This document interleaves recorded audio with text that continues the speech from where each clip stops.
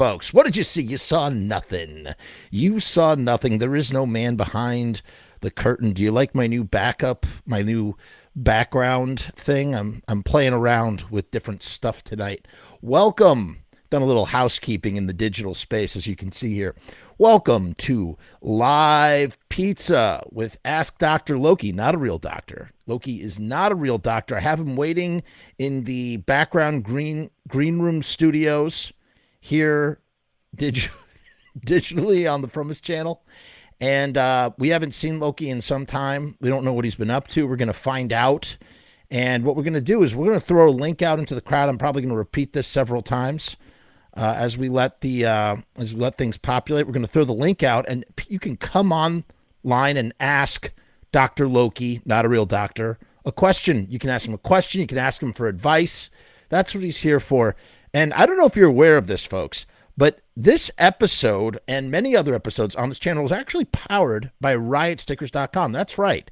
If you need stickers, you go to riotstickers.com, use the promo code Frumess, and man, you're going to be in business. Check out the link in the description down below. Not sure if I linked Loki's links, but if I didn't, we'll make sure to put them in. Let's bring them in. Let's just bring in Loki. I'm knocking on the virtual green room door. It's opening up. Come on in. Oh, there he is, Dr. Loki. Oh. Hey, how you doing? How you doing? Is it weird, Loki? On, is it weird that I've been like that for some reason? I think you're a doctor. I treat you like a doctor. Yeah, I don't know why. I'm not sure if I like it because the only other doctor that's not a doctor is Chud. And wow, I'm not sure if I like that being that associated with him. That did not take long at all for Chud. I mean, come on, dude. Now you got to do it. It's obligatory. You got to do it. Go for it. Low hanging fruit. I haven't done it in a long time. I don't know if I can anymore. Let's warm you up. We'll warm you up, and we'll launch into it. We'll get there. We'll get there in good time. This is a little bit later than we generally go live for, but that's okay. Right. I'm pretending to talk into this microphone, by the way. It's not hot. I love that you're doing that. Consummate professional, right? Trying to improve the show. Truly, that's right. You know what I did? I told you I was going to take the full episode, the first one we did that was 4 hours long, and I thought I'd replay it on the channel because, I've got new people are watching now, and maybe, just to sort of refamiliarize, I thought it would be a nice way to sort of do all that. And I listened back to our episode, and it's like, I know it was only like a year or something ago, but it feels like friggin' eons ago to me. Now. It pretty much is eons ago for me as well, man. Like, so much has happened, so much that I've had to let go of, and it might as well just be a different lifetime ago at this point. So it's amazing how a decade can go by in a year, or a year could feel like a decade. All right. Wait, this is COVID time. This is how COVID time works. What did I just said made sense just now? I said a decade could go by in a year, or a year could go by in a decade. Right. Well, yeah. That makes sense. We'll go with it. We'll go with it. We're going to roll with that. So what have you been doing? I've been laying low, man. I've had to reassess where I'm at, what I want to do, how I want to do it. I've had to work my ass off just because now I live alone. It's a fucking whole new set of finances for me. So it's just been a time of, just looking within and seeing what the hell I got left in me here, Yeah, I totally get it. I totally understand that. That is, it's a interesting notion to live alone. There's two types of being alone, though. There's I feel like there's loneliness, and then there's solitude. And loneliness is like a sad state, and then solitude is like, I love spending time with myself, Right. This is more necessary than anything else, man. Yeah. I don't know. I'm a broken dude, and the only way I know how to reset myself is to just spend time alone and really just look at what's going on and away from everything. I wasn't even on social media that much, man. Like you know, and I was going pretty strong with my own podcast. I just stopped everything just to like really reset. Bro, the And plus, Loki there was show, so much man. so much negativity going on everywhere that I just can't. Like, I couldn't be a part of that. Like, I really had to just be away from all of that just to like find where I'm supposed to be. And you know, a part of that was like big fucking depression and struggle. And now I'm like I'm turning a corner and figuring out where I'm going to be headed next. You know, you know what I like to think the best way I contextualize depression, something that I've experienced myself, you know, a whole bunch in a variety of ways. I wouldn't say I know that there's different types of depression. There's like chemical depression where you're just having imbalance and you are just depressed, and it's a good thing to be on medication if you've been prescribed by an actual doctor to do so. And but I feel like, you know, if you're just going through a bout of depression, which is a very human thing to do, I'm not talking about you, I'm just saying in general. I feel like what I always try to remember is that it's like the weather. It's like a weather pattern. And, you know, it sucks when it's raining really hard and you just got to stay inside and you got to hold on to your chair, and eventually the weather will pass and you could go about your business. But, you know, when you're in the heat of it, it's hard to remember that weather is temporary. And that's what I have used. It's been a great sort of reminder, because, you know, when you get lost in it and you like you don't know, like you can't tell the difference between 2 + 2 and 3 + 3. And then you got to be like, wait a minute. All right, maybe I'm not in my right head right now, so I just need to not do anything ridiculous or rash or brash or whatever it might be, and just sort of watch a lot of movies and sit back and just hang out and just wait for it to end, you know? So, well, this weather was the 40-year storm of Noah's Ark, and shit. I got left 40 off days. the Ark, and I was just fucking swimming, treading water as best I could, man. So that's I like that, treading water. That's a great way to put it. You know, you just got to keep treading. Got to keep treading that water. That's not bad. I saw you put out a song on your channel, and I got to tell you, why didn't you sing Loki? Just sing yourself. I mean, I've released other stuff that has just me on it. Yeah, I'm sure that I'll do stuff like that, but you know, I'm not a lead guy. I'm a guy that needs to play guitar. I'm not a you know. But in a studio-based project where it's just like the audio is the presentation, your vocals perfectly sufficed for what you were doing, I thought. Well, thank you. So yeah, I will definitely be doing stuff on my own like that, but I'm definitely looking to be in other projects. I'm working on stuff. Right. I just can't say what those things are. Right. That's the creed and code. So just as people start to come in, this is what we're doing right now. Loki is Loki. I don't know why your name tag doesn't say Dr. Loki. It just says Loki. I mean, like, what are you doing? He doesn't want to be. He is reluctantly being labeled a doctor. He doesn't want to be lumped in the same category as other non-doctors that we know. Understandable. But what we're doing here tonight is we tried doing this call-in show last time, and it was terribly unsuccessful. Oh, look who it is. It's Riot Stickers. It's Josh Grove himself. We just had Josh. Right on. Yeah, I saw Sharpie on there. Oh, we had a great time. We had a really good time talking. I didn't catch it live. I caught it on later on YouTube or whatever. But yeah, Sharpie's always a solid dude, man.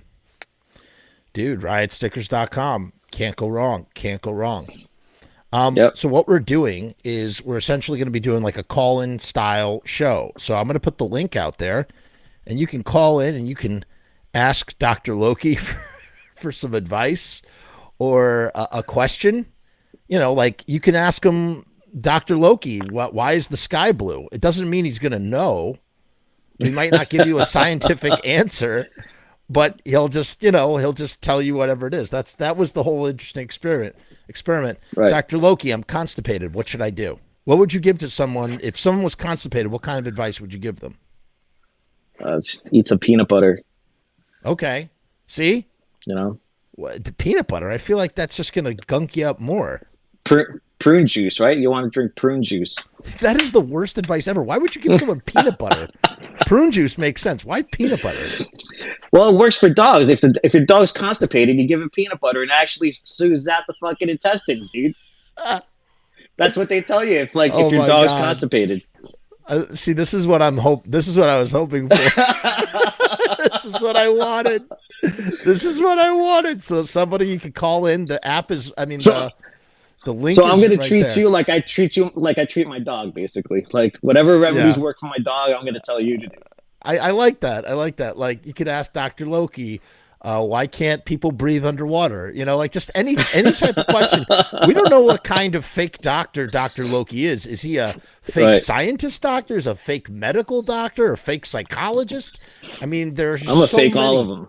Yeah, he could just fake any which one. So if anybody wants to call in the meantime, we'll just be chewing the fat, shooting the shit, cutting the chalk. You know. I'll tell you this: I'm 43 and I'm still alive.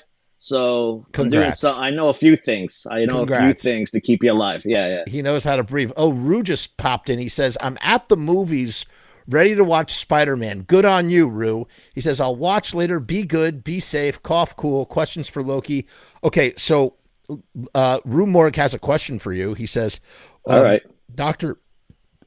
Loki, why do I still watch superhero movies? What's the answer? Why does he do it? I don't know. You had a suppressed childhood that you couldn't do all the things that you wanted to. You probably got told that you couldn't go to the movies to watch the original Spider-Man with fucking Tobey Maguire or whatever.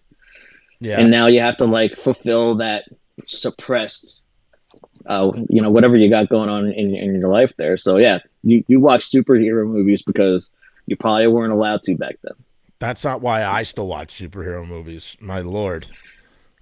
I watch superhero movies because I never grew up. I know this question wasn't meant for me, or wasn't meant for me to answer.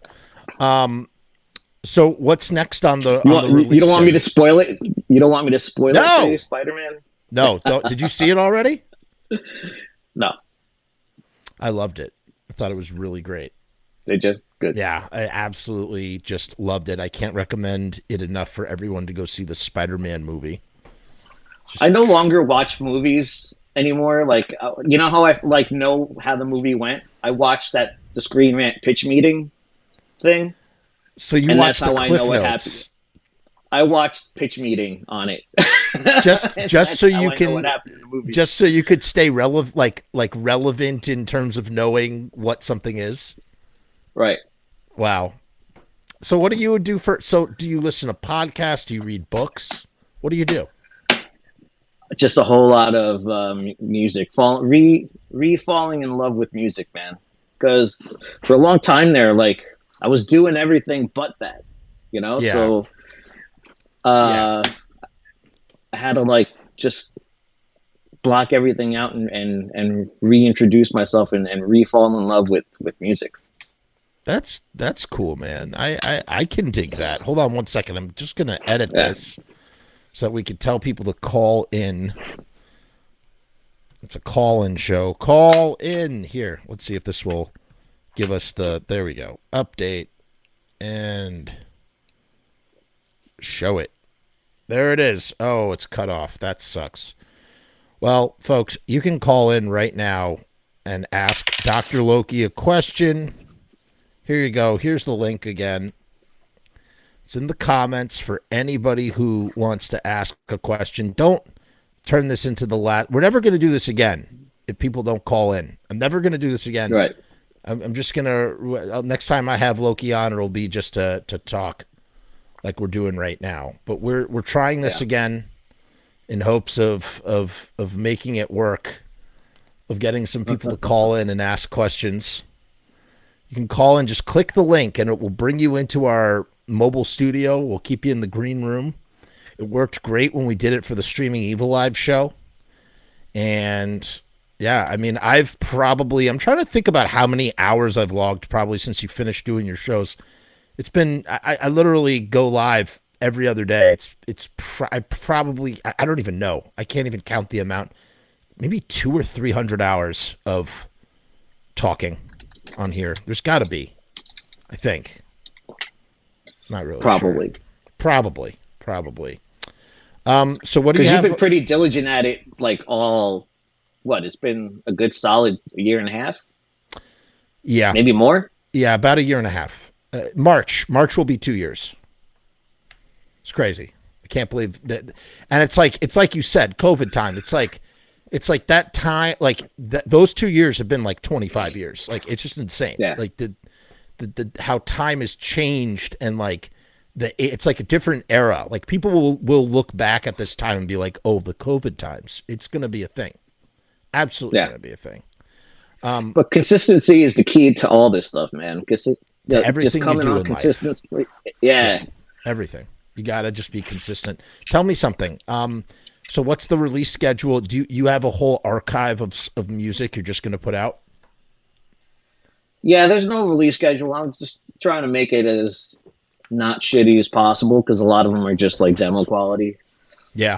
But yeah, I just have like folders and folders worth of stuff that I never used, will probably never use, and it's just sitting there in my folder for me to look at. So I figured, fuck that, man. Like, Yeah. there's so many people that keep stuff so close to the vest, but I'll probably die, and then what? Like, might as well just be out there for everyone to hear like these ideas instead of nothing ever happening with it. So, You know what they say? If you upload it on the internet, then it's like there forever or something like that. I feel like that's. all right.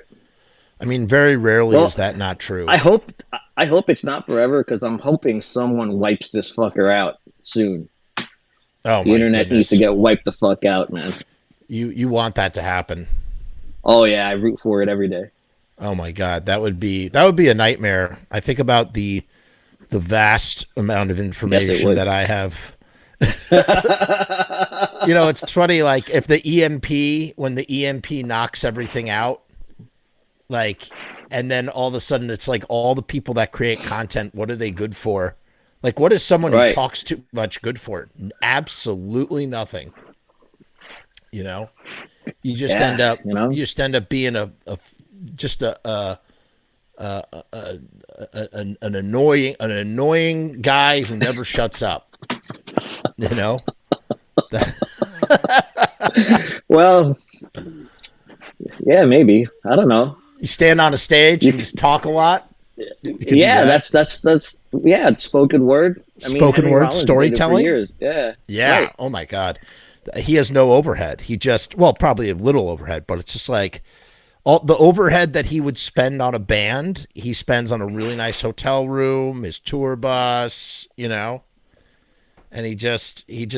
lives it up, travels, no family, Yeah, no, nothing tying him down, just out there literally traveling the world, living his best life. yeah. It's crazy times. Spewing whatever he wants. Yeah. That's what he does, and that's exactly what he does. Um, what else? What else can we? What else we got? We got cooking here, Doctor Loki. I hear your dog in the background. Is that your dog whistling? Yeah, she's not How's happy she right now. doing? She's Oh, what's wrong with Pooch? she all she wants to do ever is just be outside, and I could bring her out for like 2 hours, have the best time ever for 2 hours, and the moment we walk in this house, she's fucking depressed. Really?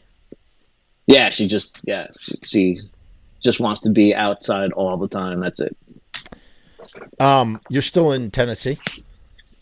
I'm in Tennessee. Yeah, Oh, we got we just someone in the had back room. tornadoes, man. Holy shit! You're dealing with the tornadoes. I'm so sorry to hear that. We And just yeah, it lost was like Mike. Mike, where did you go? We had a guy. We had a caller, and he bounced. Mike, come we had a back guy. into the green room. Yeah, we had a guy. I'm sorry. There were tornadoes going on. Yeah, man. So apparently one went across 4 states, but there were Oh, like 4 or 5 different tornadoes in the area, and I was actually my state of mind is probably not a good one, but I was out there just drinking with my friends, waiting for this tornado to fucking just come take us. Oh my where God. it probably shouldn't have been. Yeah. You're just laughing about it, like, It any was it, second. well, it touched down at like 2 or 3 in the morning. You watched it? You saw it? So the tornado siren went off in Nashville, and yeah, it did touch down, but not close to where I was. It was like a few miles away. So Oh my Lord.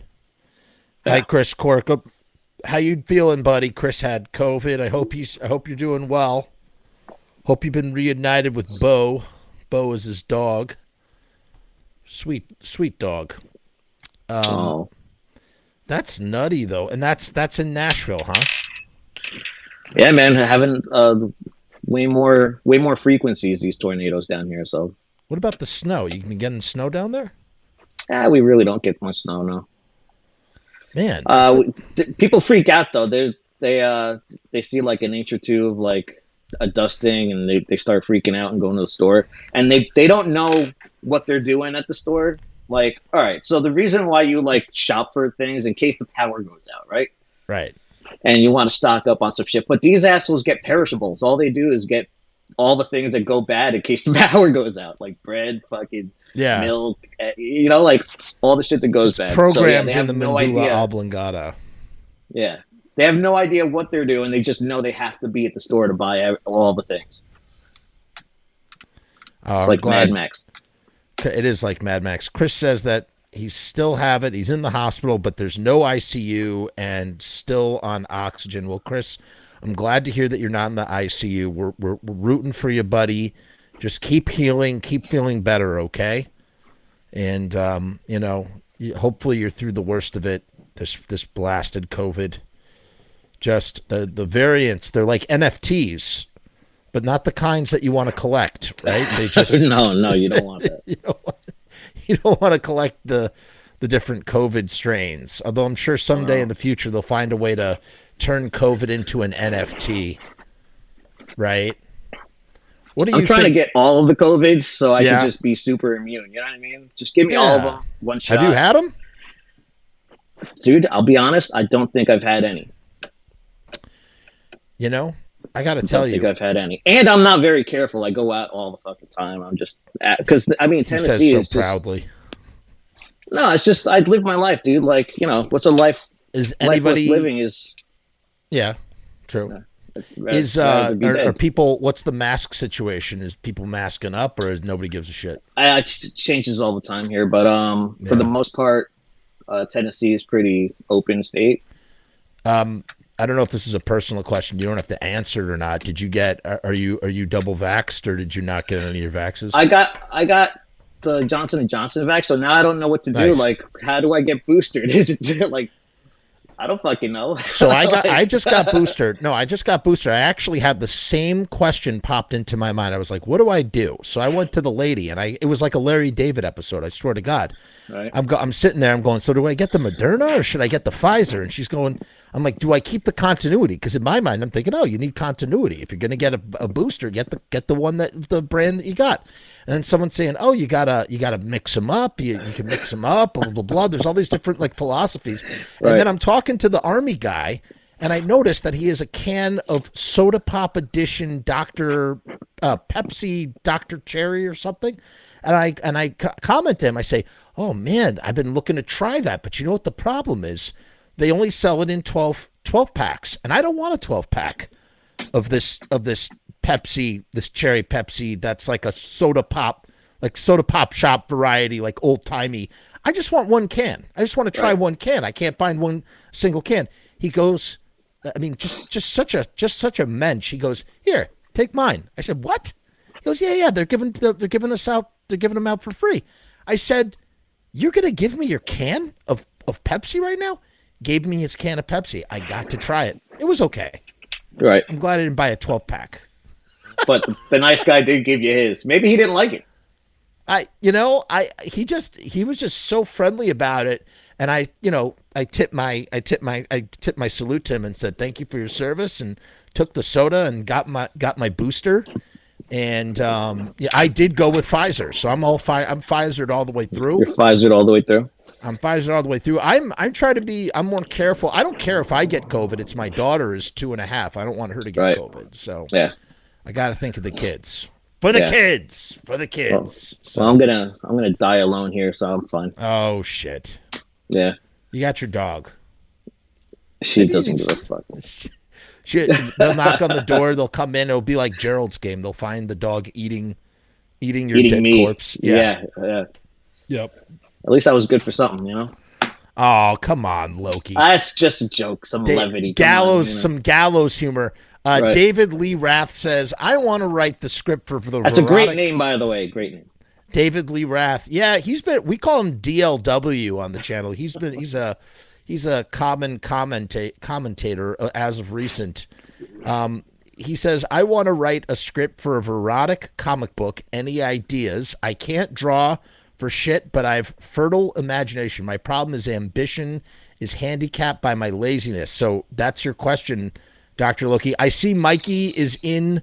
We have Mikey in the green room. Mikey, stay put while Dr. Loki answers this question, and then we'll move on. So, Dr. Loki, what's the answer? I fully understand that you're handicapped by your laziness, and that's the thing that you have to attack first before you attack your ambition to write any comic, man. You have to start, and this is like a big thing that I have done before when I've had depression for various reasons, and the thing that I started to do again, start routines. Every day's got to be a routine that you stick to. Okay. And this is before you write any of this comic stuff, before I pick up a guitar. Like, every day has to be a routine, whether it's going to the gym or you walk the dog at a certain time, you go to work, come back home, and then you stay productive instead of like playing a video game. You fucking just do something productive every day, stick to that schedule. And then once you rewire your mind to not just sit down and be okay with doing nothing. Once you're like constantly, you start to want to do more as you retrain your mind to be productive all the fucking time. So yeah, that's the first step, is to not be lazy. It's, I don't know, go to the gym for an hour, start doing that every day. Do something. Just set a schedule for yourself and stick to it, and fucking that stuff will come because you have rewired yourself to fucking do it. You know, for a guy who's not a doctor, that was phenomenal doctoral advice. I got to hand it to you, Dr. Loki. That was great. Let's bring Mikey in. So, Mikey, can you hear me? Give me a thumbs up, Mikey, if you can hear me. Mikey can hear me. So, Mikey, this is the way it's going to work. We're going to bring you in. You're going to ask a question to Dr. Loki or ask him for advice. He's going to give you the advice, and then we're going to kick you out so we can make room for someone else. That's how it's going to work. We're bringing Mikey in. Mikey, say hello. Hello, how are you? How you doing, What up, Mikey? Mikey? You know this guy, Loki? Oh yeah, I've run into him a time or two. I'll Okay. take it. Nice. I heard there was this great doctor with great advice. Tune in. You Hey, know, before you start, I actually thought of you when I was out like watching for the tornado, and I was thinking of that time when we fucking we faked the tornado sirens if I'm in the van. Like, How did you do that? Mikey's deathly afraid of tornadoes, right? And like we were afraid driving of through like all of them. Nebraska or something, and it was a big storm, and there was tornado watches. And, you know, Mikey had led on that he's a little afraid. And me being the great guy that I am, I just like, it started like raining and hailing a little bit while we were driving. And I was in the way back of the van, and I muffled the phone on my body while I was playing a tornado siren. So it sounded like it was coming from outside of the van. So it was just like a tornado. Ooh, and Mikey was like, guys, you hear that? Mikey, why are you deathly afraid of tornadoes? First of all, I like to believe that you should be afraid of tornadoes because, you know, they're murder. You're absolutely right. Yeah, so You're absolutely right. You're telling me you see a tornado? No, I'd be afraid. And now I got Bucky calling me. I can't even see you guys. This is ridiculous. But anyways, get off my screen, Bucky. I'll just deal with it. Decline. Wait, I can do that. Okay, so can I tell? I'm afraid of all weather. First of all, let me tell you, thunder, lightning, none of it's good. But what about hail? Let me tell my side of this story real quick. I'll be quick. And then wait, what? Wait, I'm sorry. You guys were driving together? Wait. Oh, you guys toured together? Yeah. Okay. Yeah. This is good old Mikey Wasted right here. Okay. We jammed in a band for several years. Oh!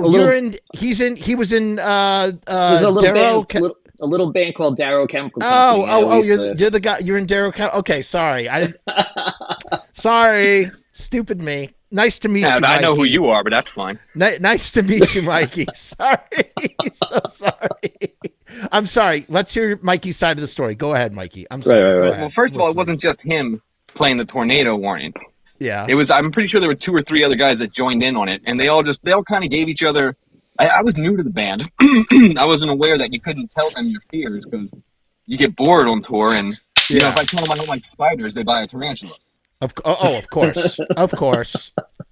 So we're in dead nowhere in the middle of some desert, and I'm like looking up at the sky. I'm like, hey guys, this ain't looking too good, right? Like, you see that big swirl right there, right? And they were like, Mike, don't worry.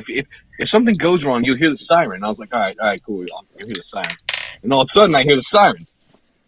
And I'm flipping out. And they're playing Metallica Ride the Lightning, all just giving each other side eyes and laughing at each other. I don't get the joke because I'm terrified.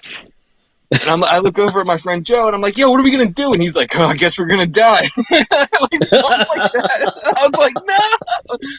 My first time out on the road with these guys, and I'm going to die of a tornado. Just got to keep trucking, you know? Got to keep trucking. Anyways, 3 weeks into the fucking tour, I had gray hair, thanks to them. I did. I think Joe's saying here, I see him in the chat, I put on the song Humans Being by Van Halen because it was on the Twister soundtrack. Oh my god! Yeah, that was basically the let's give Mike a fucking heart attack tour. Wow. I don't know if I can cuss. What else did you can curse? It's okay. What else did they do to you on tour? Anything that you can broadcast appropriate that you feel comfortable sharing? Mikey did enough to himself. He didn't need us to do it. Oh, is that so? Well, I mean, let's be real here. You did a few things. I mean, I could tell a lot of stories, but I shouldn't. But they made a living meme out of me because I didn't have a phone where I could check. I had like a little prepaid phone that I couldn't check Facebook on. So they would just post all this stuff about me, and I would be like, what's going on, guys? Like, what are all these pictures about? And then I would like go to a friend's house that we stayed at on tour, and I would it'd be like 200 new notifications. And I'd just be like, oh my god! They Monty Melnicked you is what they did. That's what they did. Pretend like I know what that is. Like the Ramones used to, they used to always create havoc for their tour manager. Just to on tour, just to get his goat or whatever. So I don't know. Yeah, pretty much. New guy on tour. So what is do you have a question for Dr. Loki, who's not a real doctor? I have a medical question, I guess. Okay, I can show him the skin rash and ask what it is, but I think I got it from some. But no, I came unprepared. I don't have a question. A real one? I don't have a good one. I could ask you. You can ask you can ask anything you want. Go ahead. Are Natty Daddies a good choice for breakfast beverages? Anything called Natty is not a good choice. I feel like anything with daddy in the name is a bad idea. Why is it? No, why does it have a dad? Why is it called daddy? Because it's the daddy of natties. What? It's just that simple. It's beyond my That's beyond my comprehension. I'm sorry. I just don't. Natty Ice. It's the daddy of Natty Ice. Okay. There you go. Okay. Fair enough. But anything with natty in it is probably not good. I should probably steer away from it. Right? Yeah. But probably cheap. So that's probably what it's affordable. Well, I don't like how you pegged me into that category. You'd be right. Listen, hey, I had a Monaco like 2 seconds ago. That's not cheap. It's like $3 a can. Economical is a pragmatic necessity in today's day and age. Today's climate. Today's the climate. Precisely. This and with Corona. Yes. Oh, there's a good one. Climate. Yeah. May I ask a second question before you kick me off? You can go ahead. We don't have anybody else. We don't have anybody else calling in right now. Call in, people. If anybody wants to call in, come in the green room, and then we'll kick Mikey out. I might have callers lined up for you. I don't know yet. Okay, we'll find out. I'm sure Bucky wants to get in here. Bucky's been on my ass for like a fucking 2 weeks to fucking do stuff, and I Well, keep he's doing stuff. You're doing stuff. I keep now. turning him down every time he fucking asks. I'm like, nah, dude, this is not gonna happen. Oh, well, then in that case, you're going to get a not so surprised guest. Come on, Bucky. Well, I sent him the link. I don't know what he's doing, but The link is pinned to the top here at the top of the live chat right now. We have a pinned link, and I got to tell you, we're already doing better than we did last time when we did this because we actually got a caller. We never formally. What happened was people just kept coming in. Yeah, Joe. I think Joe just came on and took over the show. Joe was there, and Robbie Bloodshed, and Howie. That's right. Howie came on, and Ramey was there, and we talked for 5 hours. I was on that. I was in the chat for that show, I believe, and I just kept like talking crap about my Nintendo skills and like being like, Joe, tell him, Joe. I've got a good question. Go ahead. I don't know if it's not a good question. Listen, there's no such thing as a stupid question, Mikey. So whatever you want to go for it. You underestimate me. Okay. I want to know your thoughts. Do you think it would be a good idea? Because I had a chance to go see my buddies in Nomas. I don't know if you know them. Shout out. They're a great band. They went to go play with Darkest Hour. Right. And I was like, I just got asked. Someone just messaged me and said, am I still on to go see Thursday? I mean, if it's free, yeah. But always. But they got on a show with Darkest Hour. And the drummer knows I love Darkest Hour, and they were like, nice shirt, by the way.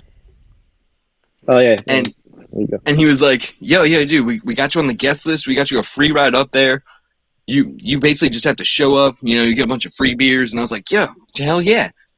And I was like, the 2 hours before the show, I was like, wait, do you have to be vaccinated? And they're like, yeah. I was like, I can't go. So my question is, are you guys vaccinated? Do you believe that, it's a big conspiracy or the mark of the beast? Or basically, what are your thoughts on it? I'm not going to lie. Sorry, go ahead. Let me answer this first because, listen, if I was more careful with my body and I was really particular and had, I don't know, some complications with medication, I would probably have looked into it more, but I am an asshole. I have shoved things up my nose. I've fucking drank things I shouldn't. I do a lot of stupid shit that I probably shouldn't have done. So getting a vaccine to me was just a fucking, well, here's something else I'll put into my body that I don't know what it does. So yeah, there you have it.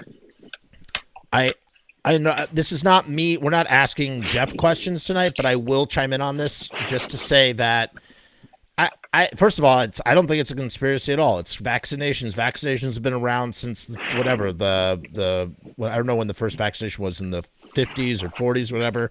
Whenever they started doing vaccinations, it's like this is decades old science that keeps people very, very, very safe. And bottom line, I personally look at it as consideration, being considerate for myself, for other people. It's funny. My 92-year-old grandmother, God rest her soul, she just passed away. I asked her, I said, Nana, she was born in 1928. I said, Nana, you're as old, and this is true story. She's as old as sliced bread. They didn't have sliced bread before 1928. Okay? Wait, she was born in 1928. Yeah. She's still around?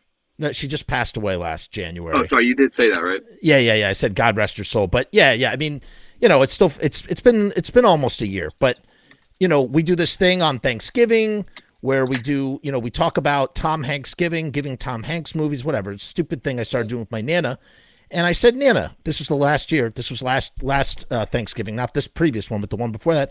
I said, Nana, what's the hardest time you ever lived through? Because she's been around for 92 years. It's like And when you get older, when you're younger, you might not give a shit. You might just sort of take them for granted. But when you get older and you look at someone that's been around for 100 years, you kind of it's hard to wrap your mind around. You're like, holy shit, you've been around for 100 fucking years. Like, think about that. Think about how many, Cokes you could drink in 100 years, or how many jelly beans you eat in 100 years, how many cigarettes you smoke. How many movies you watch, just whatever, all the things you do in 100 years. I said, Nana, what's the hardest? You've seen it all, man. You lived through World War II. you lived through the Kennedy assassination. Not that these were things that she personally experienced on like a personal day-to-day level, but like just like she lived through these eras of like these crazy things that happened. I said, what in your opinion was the most challenging? She said, by far, she said COVID. She said COVID was the craziest shit I ever lived through. And I was like, really? She's like, yeah. She's like, and she said this, which blew my mind. And this is in relation to vaccinations and masks to bring the question all the way around. She says, if the World War II happened today, we would have lost. And I said, what do you mean? And she goes, because people don't know how to pitch in and do their part. And I go, could you elaborate that? You can go watch the broadcast somewhere on this channel if you feel like boring yourself.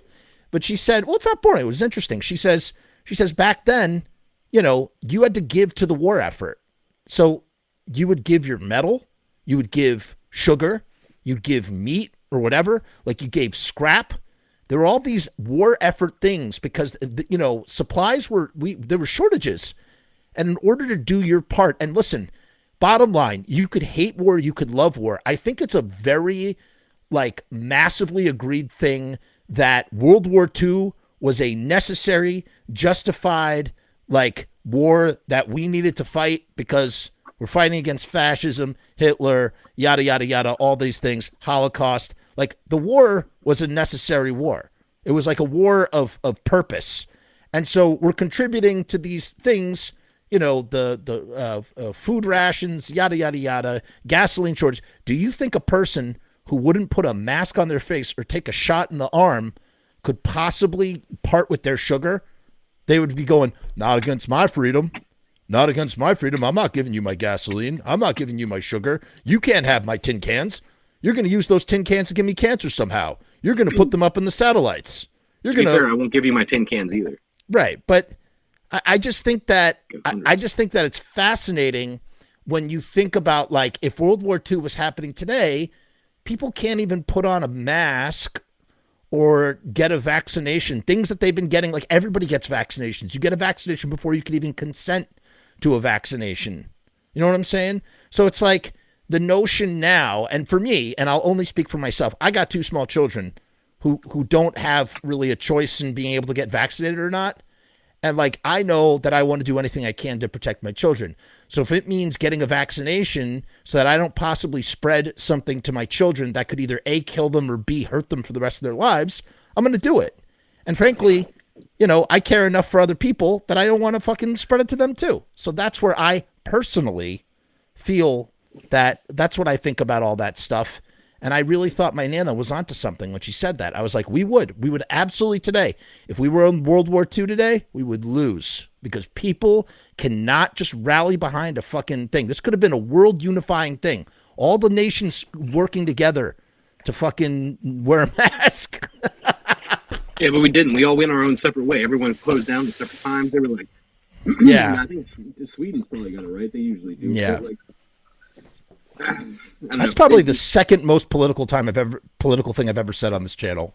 What's crazy to me is that, first of all, that was all very insightful and pretty good advice. But thank you. What was crazy to me that stood out is that you said she was born in 1928. So in 1920, the Spanish flu broke out. So she just missed two pandemics.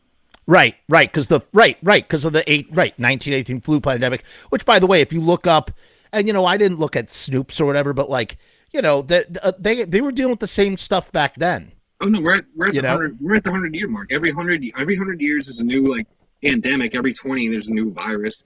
Yeah. The same way the kind of records going around, different genres that pop up every other 20 years or something. It's it kind of repeats itself. So yeah. You said something that caught my attention, and I was doing a little research here. Yeah. Is that you said your grandma was born before sliced bread? So I had to look the same year. The same year as sliced bread. I had to look up when sliced bread was invented, and they actually have marked it they pinpointed a date. July 7th, 1928 was when sliced bread was invented.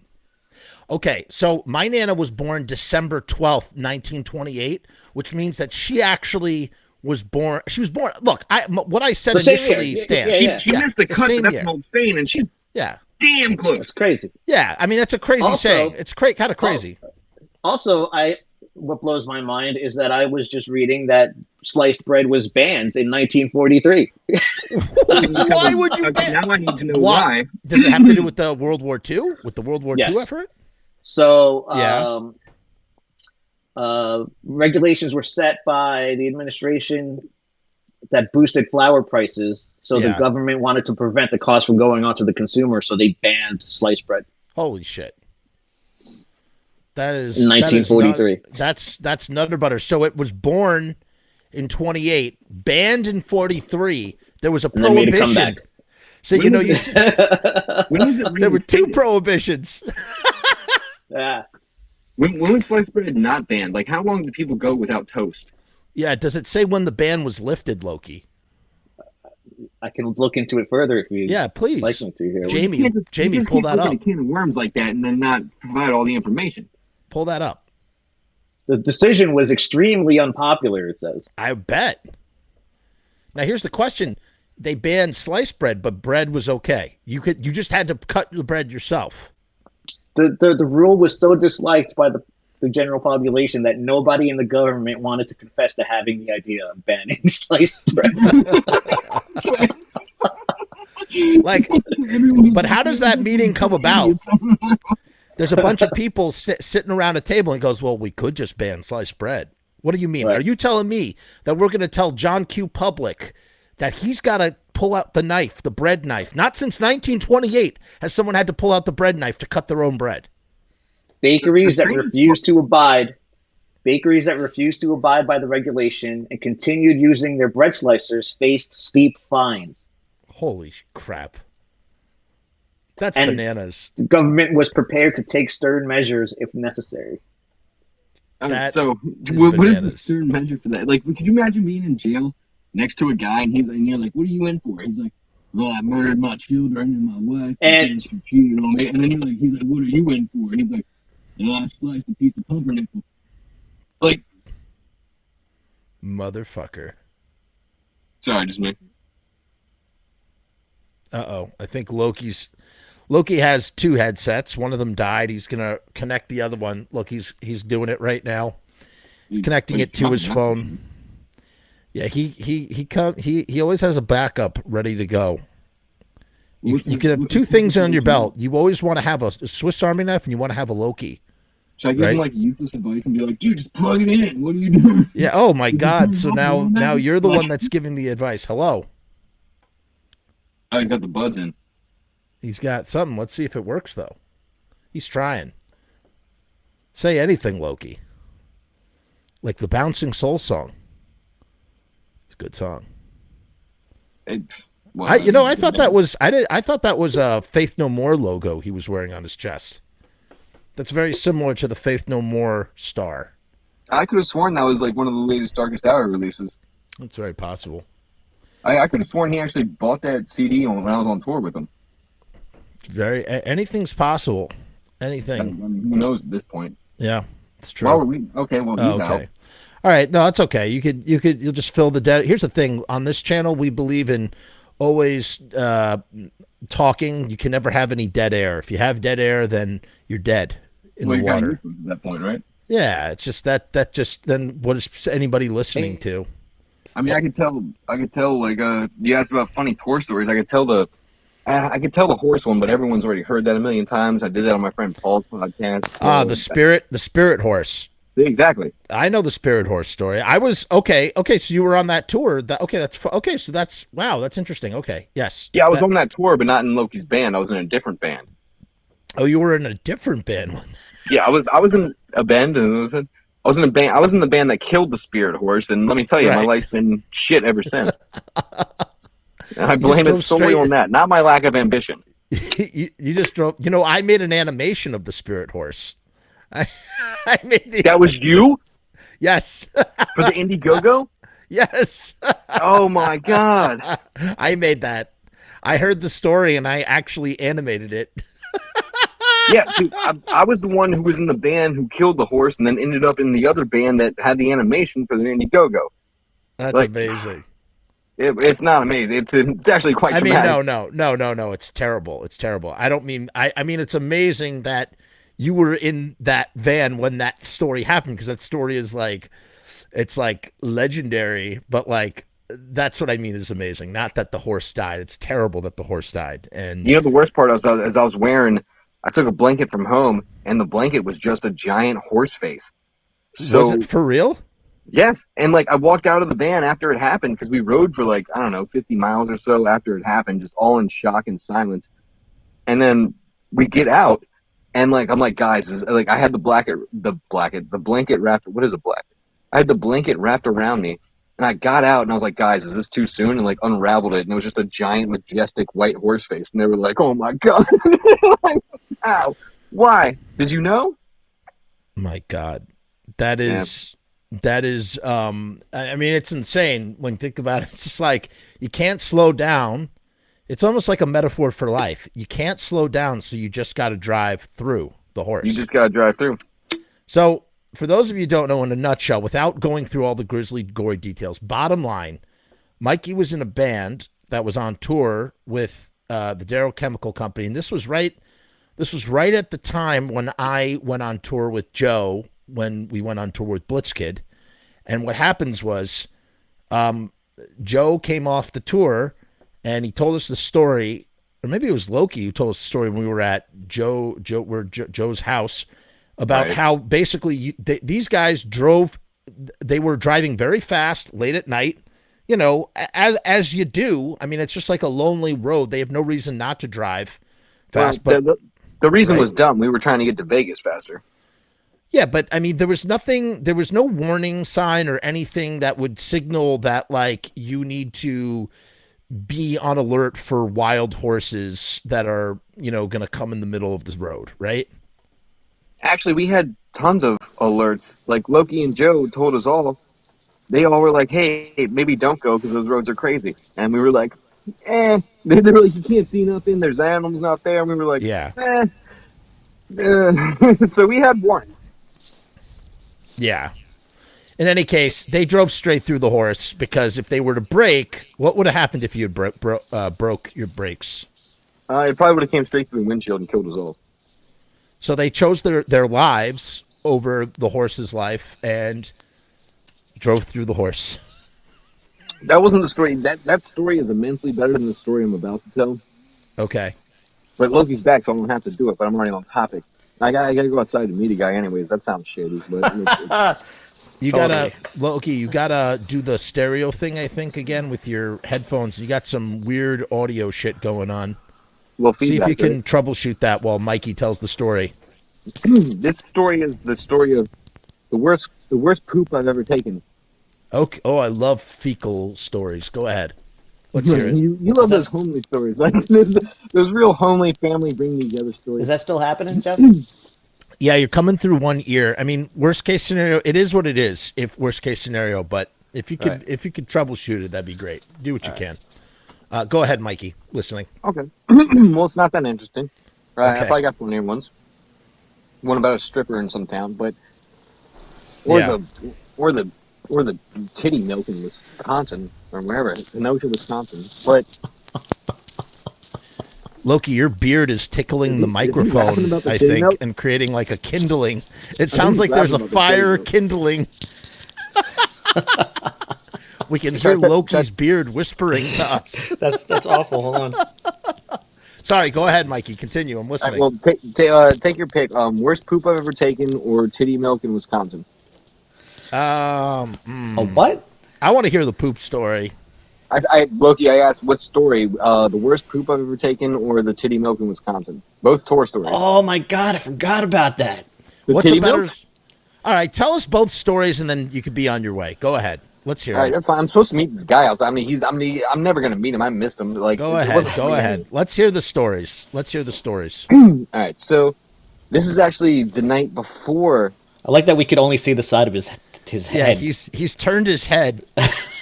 Oh, that's because I got jumped 3 days ago. Got you. All right. Oh shit. That's another story. Oh my Four god. guys against one. That wasn't fair. But anyways, I'm in what is it? Somewhere in Arizona. I'm telling the poop story first. Okay, It's not that funny, but I was like, we went to go play I'll be the judge. out in the Drudge, a reservation in the desert, and I was like,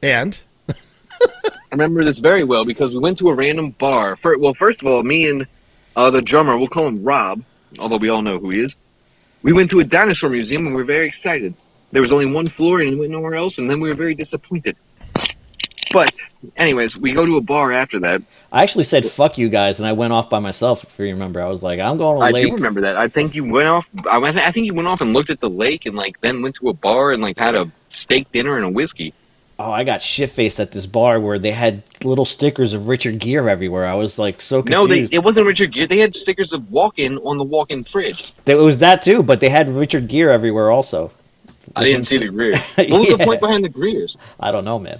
sounds lovely. Okay, tell me about the titty milk. I need to know about this titty milk. All right, so we go to this fucking mystery Richard Gere bar. Yeah. You know, apparently, and like there's some random chick there. I don't know who started talking her up, but like eventually we all started talking. It was probably me. I probably walked up to her and was like, "Hey, girl, how you do?" Like something dumb. I probably was like, "Yeah, Wisconsin. I got this cheese in my pocket. You want it?" And she was like, "Oh, that's gross." And I was like, "Oh, well, my bad. I'm in the band. We're gonna play a show later." Somehow we convinced her to come to the show. Anyways, we're sitting in the backstage of the show, the back parking lot. We're all just having the time of our lives. Me and my friend are sitting right here. All right, the driver and passenger seat in front of me. Guitar player's up there. Girl's back there. We're all having the time of our lives, just talking about nonsense. She goes, "Anyways, I haven't been pregnant for like 9 years, but for some reason I never stopped lactating in my right nipple." And like, I'm just like, this conversation took a weird turn. Like, I don't Totally something weird to bring I up. don't understand why that was prevalent. This one's stern real quick. And then she's like, "Do you guys want to see it?" And like, me and my singer, we'll call him, I don't know, McMurray. I don't know. That doesn't make sense. Call him Joseph Ravioli. Right. Oh, well, that was a little too misleading. What do we call him? Chef Boyardee? Like chef? I don't know. All right. Well, all right. Anyway. Schmo Rasta. All right. Oh, great. Way to give it away, guys. Way to give it away, guys. I like Joey Ravioli best.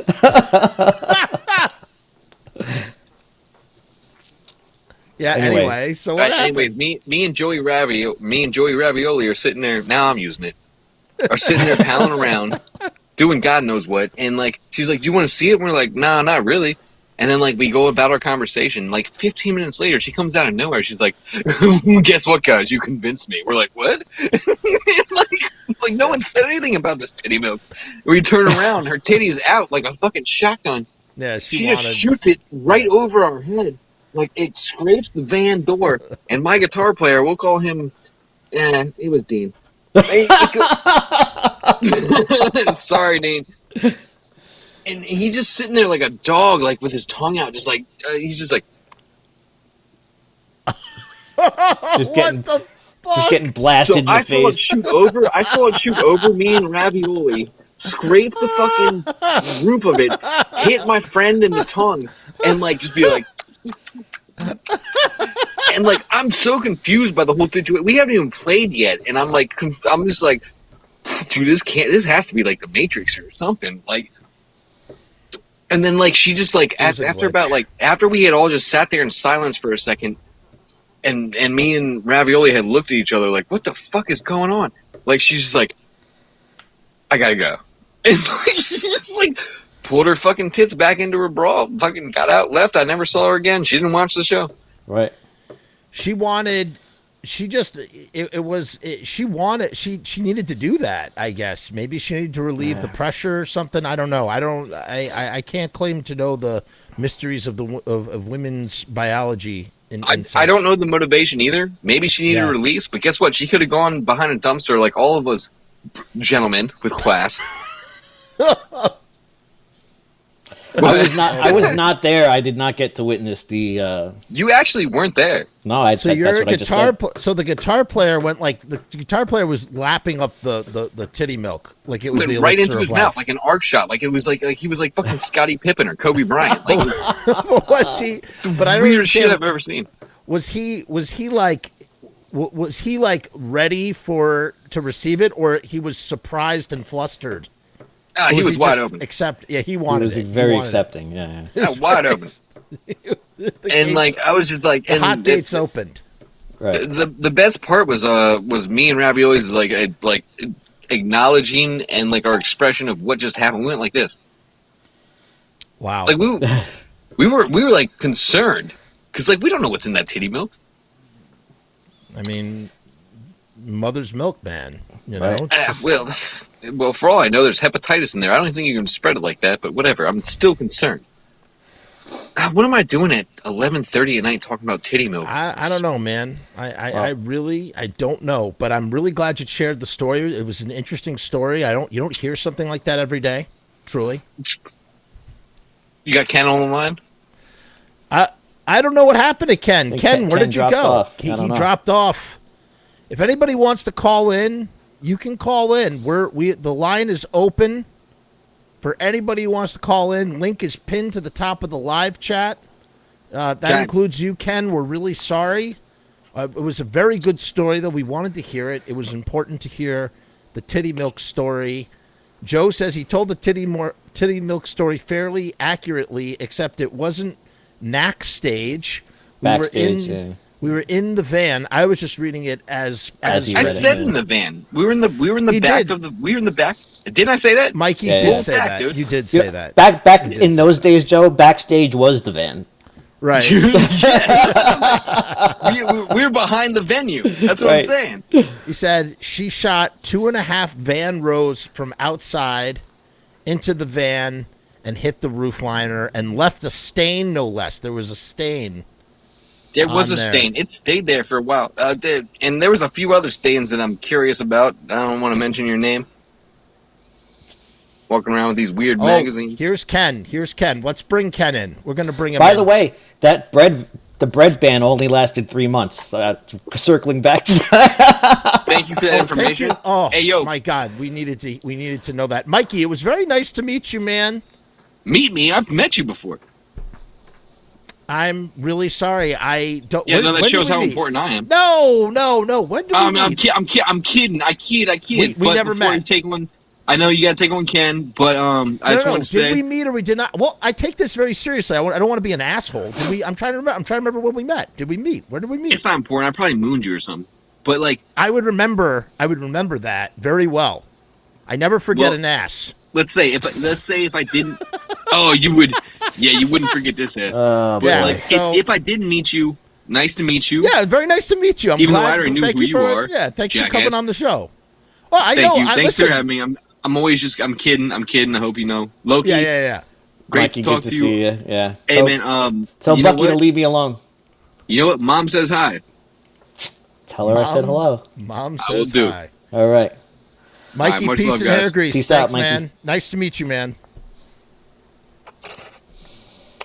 All right, we got Ken next. He was waiting patiently backstage. That was some great storytelling by Mikey. It was very nice to meet Mikey. He told us a great story about titty milk. It was excellent. We'll have to have Mikey on sometime in the future and hear more crazy tour stories. In the meantime, let's bring Ken on. He's been waiting patiently. Hi, Ken. Oh, shit. Why can't we see you, Ken? I see you backstage. He's invisible. Ken, can you hear me? Give me a thumbs up. I mean, you're on with us right now. I just don't see you. It says Ken I hear TV. you. You hear me? We could can't definitely see me. hear him.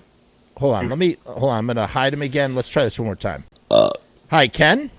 Hello? Your camera's not working or something. Okay. Oh, I see him on. Okay, it's just me then. I see him. Okay. on the thing. Okay, cool, Ken. Hi, Ken. What's going on, man?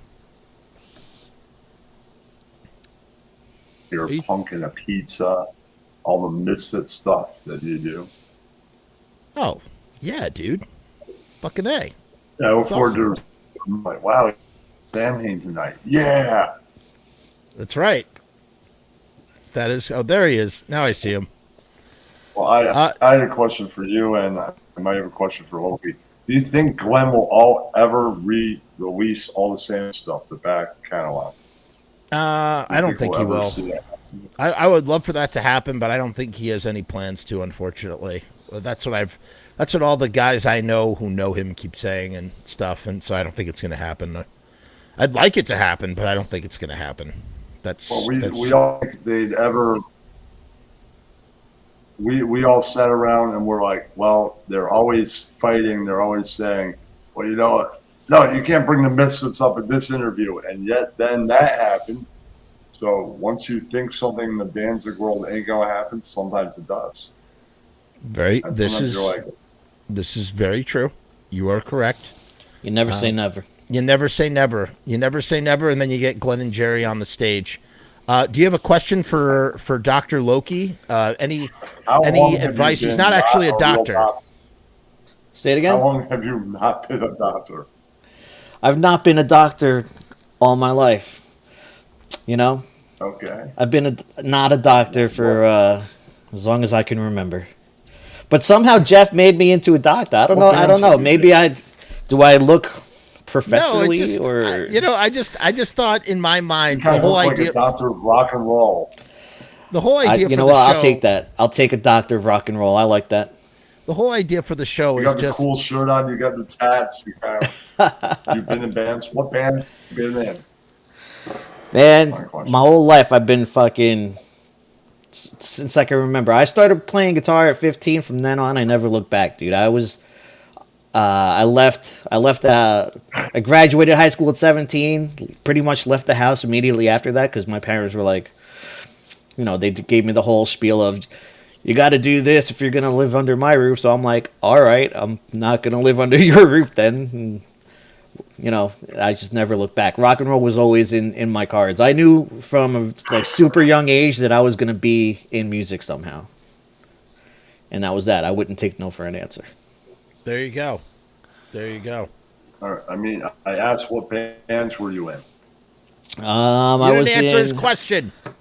Sorry. I was in Mr. Monster back in the day with Joe and Jason. Before Mr. Monster, me and Jason were in a band called Angel Sin. That's how pretty much I had met. That was the impetus of all things to come. Jason was like the gateway to all the things that were later to come in my life. And then I played with Michael Graves since I toured with Michael since 2001, which is crazy. First as a guitar tech, yeah, and then because and I'm then like, I don't know Mr. Monster, but everybody knows Michael Graves. right. And then It's Michael and I started Gotham Road in 2003. After Gotham Road was done, I was in his solo act for a little while. I was like on and off for a while. And then I've been in Darrow Chemical Company with Joe. I was in a death metal band called the Doomsday Prophecy. I played with Goolsby from Blitzkid. I've just done a lot of stuff with a lot of different people, and I'm blessed to have done what I've done, man. It's been a pretty awesome fucking ride. Death metal fan. Nothing. So you're not a death metal fan?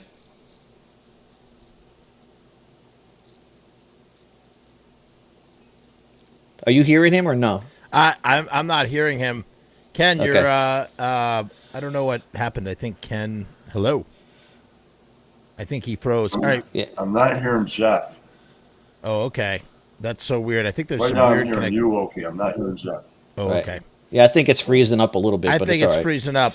Listen, Ken, thank you so Yeah. much for dropping in. Yeah. Awesome. I noticed that will yet. So. Really, really nice to have you on, Ken. Thank you so much. We have David Lee Rath right. waiting in the wings to And ask All a right. I'll question. come back, and Absolutely, I'll absolutely. Keep enjoying the premieres. Oh my God! watched I'm most so of them. thank you for your viewer support. Truly appreciate it, Ken. And I'm glad you hung around so we can meet you face to face. Truly, Fuck thank yeah. you, thank you, sir. All right. I'm gonna kick you, I'm booting you now, and we're making way for David Lee. Here he is, David Lee Rath. What's this up, is buddy? exactly what I thought you would look like. Yeah, obviously he would look like that guy. What's up, man? Hey, how are you doing? Oh shit, we're getting some kickback from your Sorry, situation. with I'm gonna have to the hold on. I'm gonna have to speaking. take one of these off in order to best hear you. Yeah, you're experiencing it too, right? Yeah. Yeah, this is what I was dealing with you. Hey, David, could you do us a favor? Could you put on some headphones? Let's see, can you hear me now? No, it's not you. It's that we're getting kickback from your. We're getting an echo. We're getting an echo. Oh, I think it's gone. Hello. Hey, sexy man. What's up? Talk to this. So Dave, what's your question? What's your question for Dr. Loki?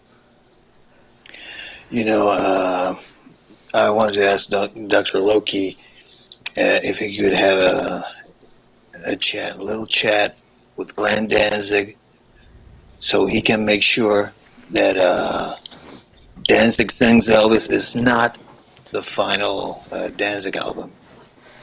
If he would listen to me, I would gladly have that conversation with him, but I don't think he gives a fuck what I have to think. I don't think he cares what any of us think, David. Yeah. That's the problem.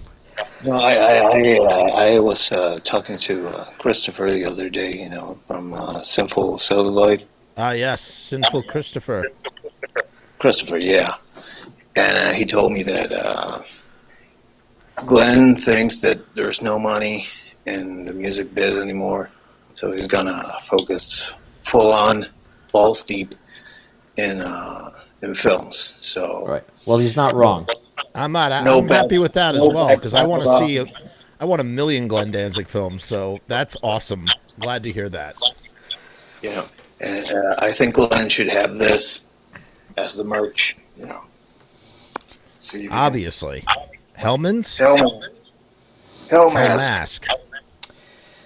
Oh, You know, look at that. There's something we do with the rock stars and gods of yesteryear, right? Where we have this nostalgia Yeah. and we can't let it go. So we think whatever they're gonna put out next is gonna be like the shit that we loved fucking back in 91 or whatever, you know? Like that's just not how it works. People change. They're how they Yeah. write changes, the things that are happening in their lives like influence what they're gonna put out, and you'll never get that back. That nostalgic feeling will never be what you get again. So you gotta let things live as they're gonna, man. If he's past it and that the Elvis thing is the last thing you're gonna hear from him, then it's probably a good thing, and let him go on to his movie career and do that, and just appreciate what you had already. You know what I mean? So. Yeah, man, he has like 4 decades in music, so we have a lot to be thankful for. That's number David, one. I have a question for you. Yeah, man. Is that your YouTube mask or is that your everyday mask? That's my lucha mask. Whoa! Oh man, He has a face. damn. I'm actually better looking at this one. A true What can lucha would never take off his mask, though. Yeah, dude. you failed the test. Yeah. You have to keep it on. Yeah, I've been dishonored for life. That's okay. What That's can you okay. do? What can you do? What can you do? What can you do? Anyhow, you know, It's nice to meet you, though, David. Thank you for coming on and showing us a face to the name. Been contributing wonderful content in the chat, and it's much appreciated. Yeah, man, I love the channel, man. I really hope it gets to, 100,000. Oh, me too, Maybe. man. Let's say 2 years.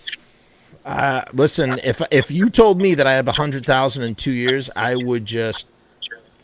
Well, I don't think I have much of a choice. I'm going to grind no matter what, but I would just never stop grinding if I knew. You upload a ton of shit, shit in Yeah, a good way. Good shit. true. And, Danzig is everything, so I hope that he keeps grinding too, and that he feels happy doing what he does. And, I've thought about it too. If Danzig Sins Elvis is the last thing we have, well, not of original Danzig, the last one would be Black Blade and Crown. And there's some goodies in there. I really like that. Not as much as Death Red Sabaoth or Circle of Snakes or E Lucifera. You know, the man has a ton of shit, good shit. Oh, we just got somebody David, that popped on that wants to ask a question. So I'm going to bid you adieu, sir. But I just want to say, Yeah.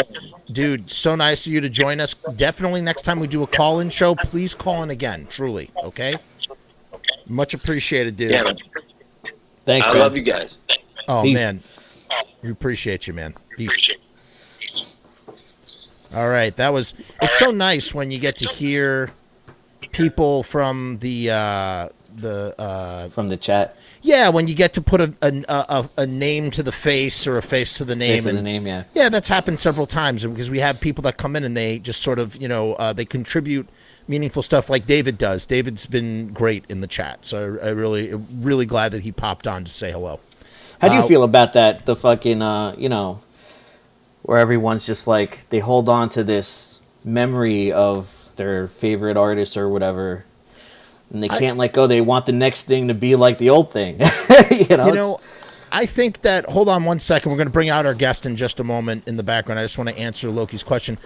Listen, I don't see anything wrong with it because, you have a particular, I think as long as you're pragmatic in understanding that artists change or aren't going to necessarily be doing the thing that you want them to do per se, but like I don't think there's any problem with that or like having that kind of like admiration for said artist. I think, when you're making art and putting it out into the world for other people to enjoy and that people are taking great meaning out of it, I feel like it's the same. It falls in the same category as this. Some people get really annoyed when they're super fucking famous and they someone walks up to them and is like, hey man, can I get a picture? Can I get an autograph or something? And they get annoyed. It's just kind of like, well, fuck you, bro. Like, you're kind of like really famous and noteworthy and like, yes, you deserve your privacy, but at the same time, you can't be flustered or upset if someone's coming up to you to like ask you for something. You are a noteworthy person with a recognizable face. It's going to happen. And so I feel like your question falls into the same category as that, where people do have that right.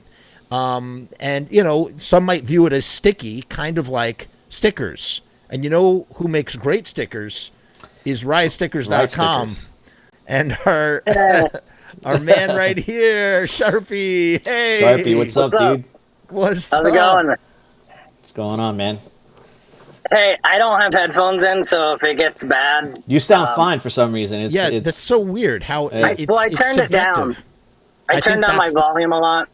That's what it is. We should have told David and the other guy same thing. No, that helps. That's the big fix.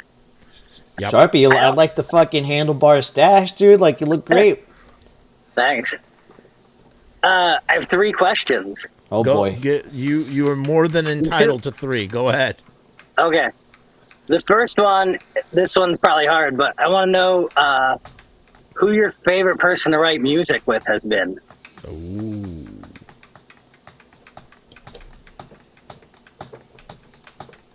To write music with. Yeah. It'll probably be Joe. It'll probably be Joe. Aww. Because everyone else, I don't have many people that I've actually written music with. Other situations, like with Goolsby, I just showed up to play his shit. With Michael, it was just lightning in a bottle, right? The Gotham Road stuff was like, I had this stuff ready to rock, and then he just somehow came out with some magic, and it was awesome right off the bat. So we didn't really work together on those songs, but me and Joe actually worked together to like groove whatever we had together. So it's him. There's no doubt it's him. Yeah. Nice. And then my next question is, what's your favorite song, or what do you think the best song is that you ever wrote? Oh man, I don't know the best. Or I mean, you could. What I think, it's funny is what I think is good, everyone hates.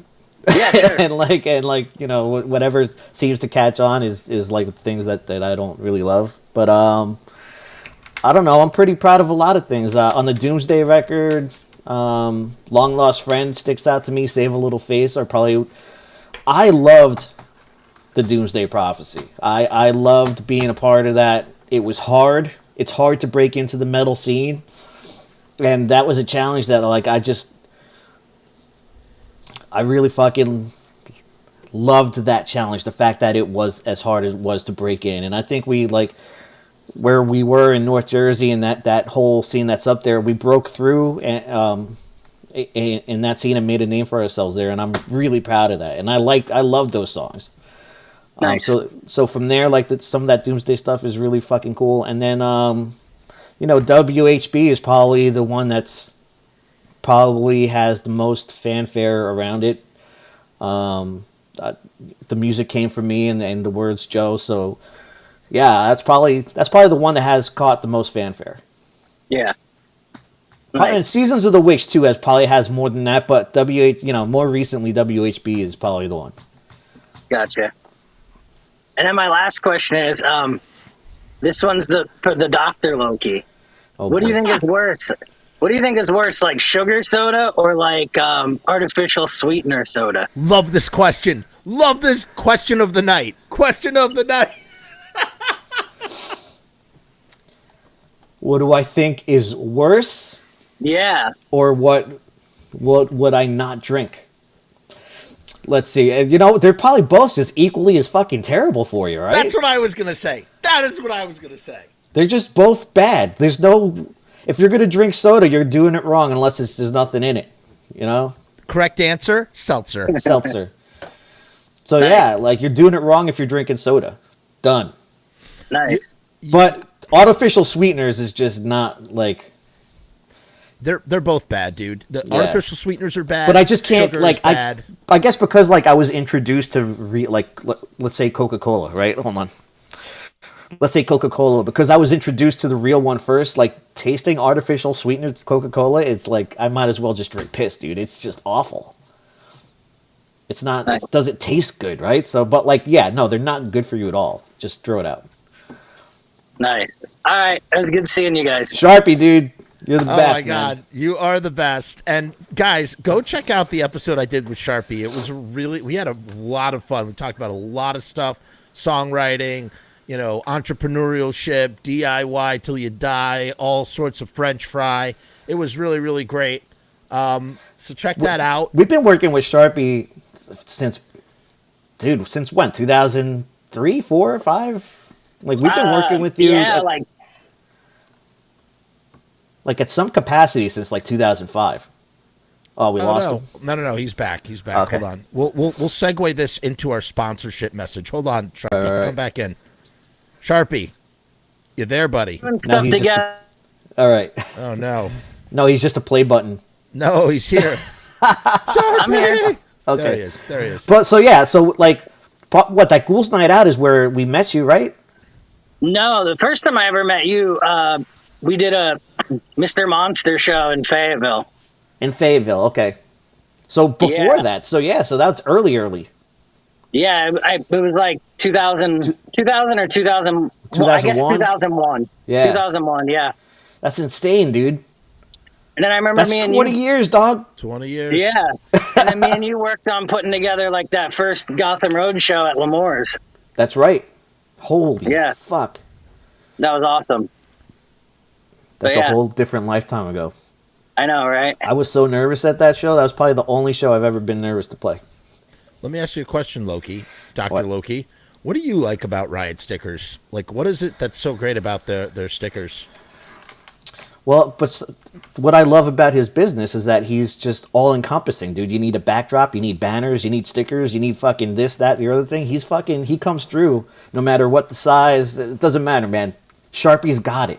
And they're reliable. They're all over the fucking Garden State Parkway. They're all over the Garden State. Joe and I have plastered your stickers pretty much everywhere in fucking New Jersey. And they have stayed true to form. They stay where they are. It's awesome. That's amazing. Oh my God. We just got 2 more people to enter the chat. I see Awesome. Mikey is back. Mikey, hold on a second. Mallory, hold on a second. We have to go to a quick commercial break. That's what we're going to do. Sharpie, I'm going to bid you adieu so I can play your video and talk about and talk more about riotstickers.com super quick. So let's say goodbye to Sharpie. So glad you dropped by. Can't wait to have you on this channel again.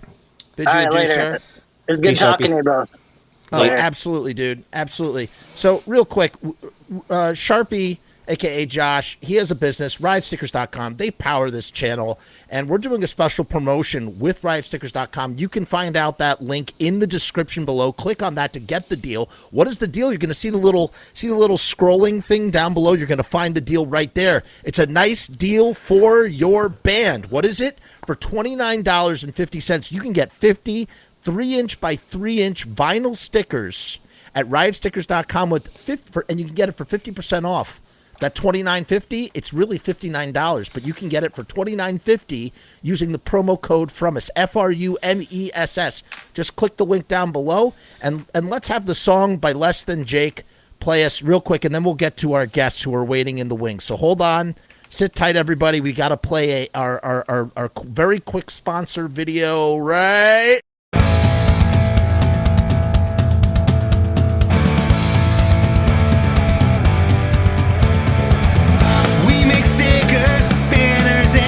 Posters and promo cards, there's nothing we can't print for you. From stage backdrops to bass drum heads, we can print on shirts, we can print on hats, we can print on pants. Cheap prices and high quality, quick turnaround times and free shipping. We also offer free artwork support, great customer service, and so much more.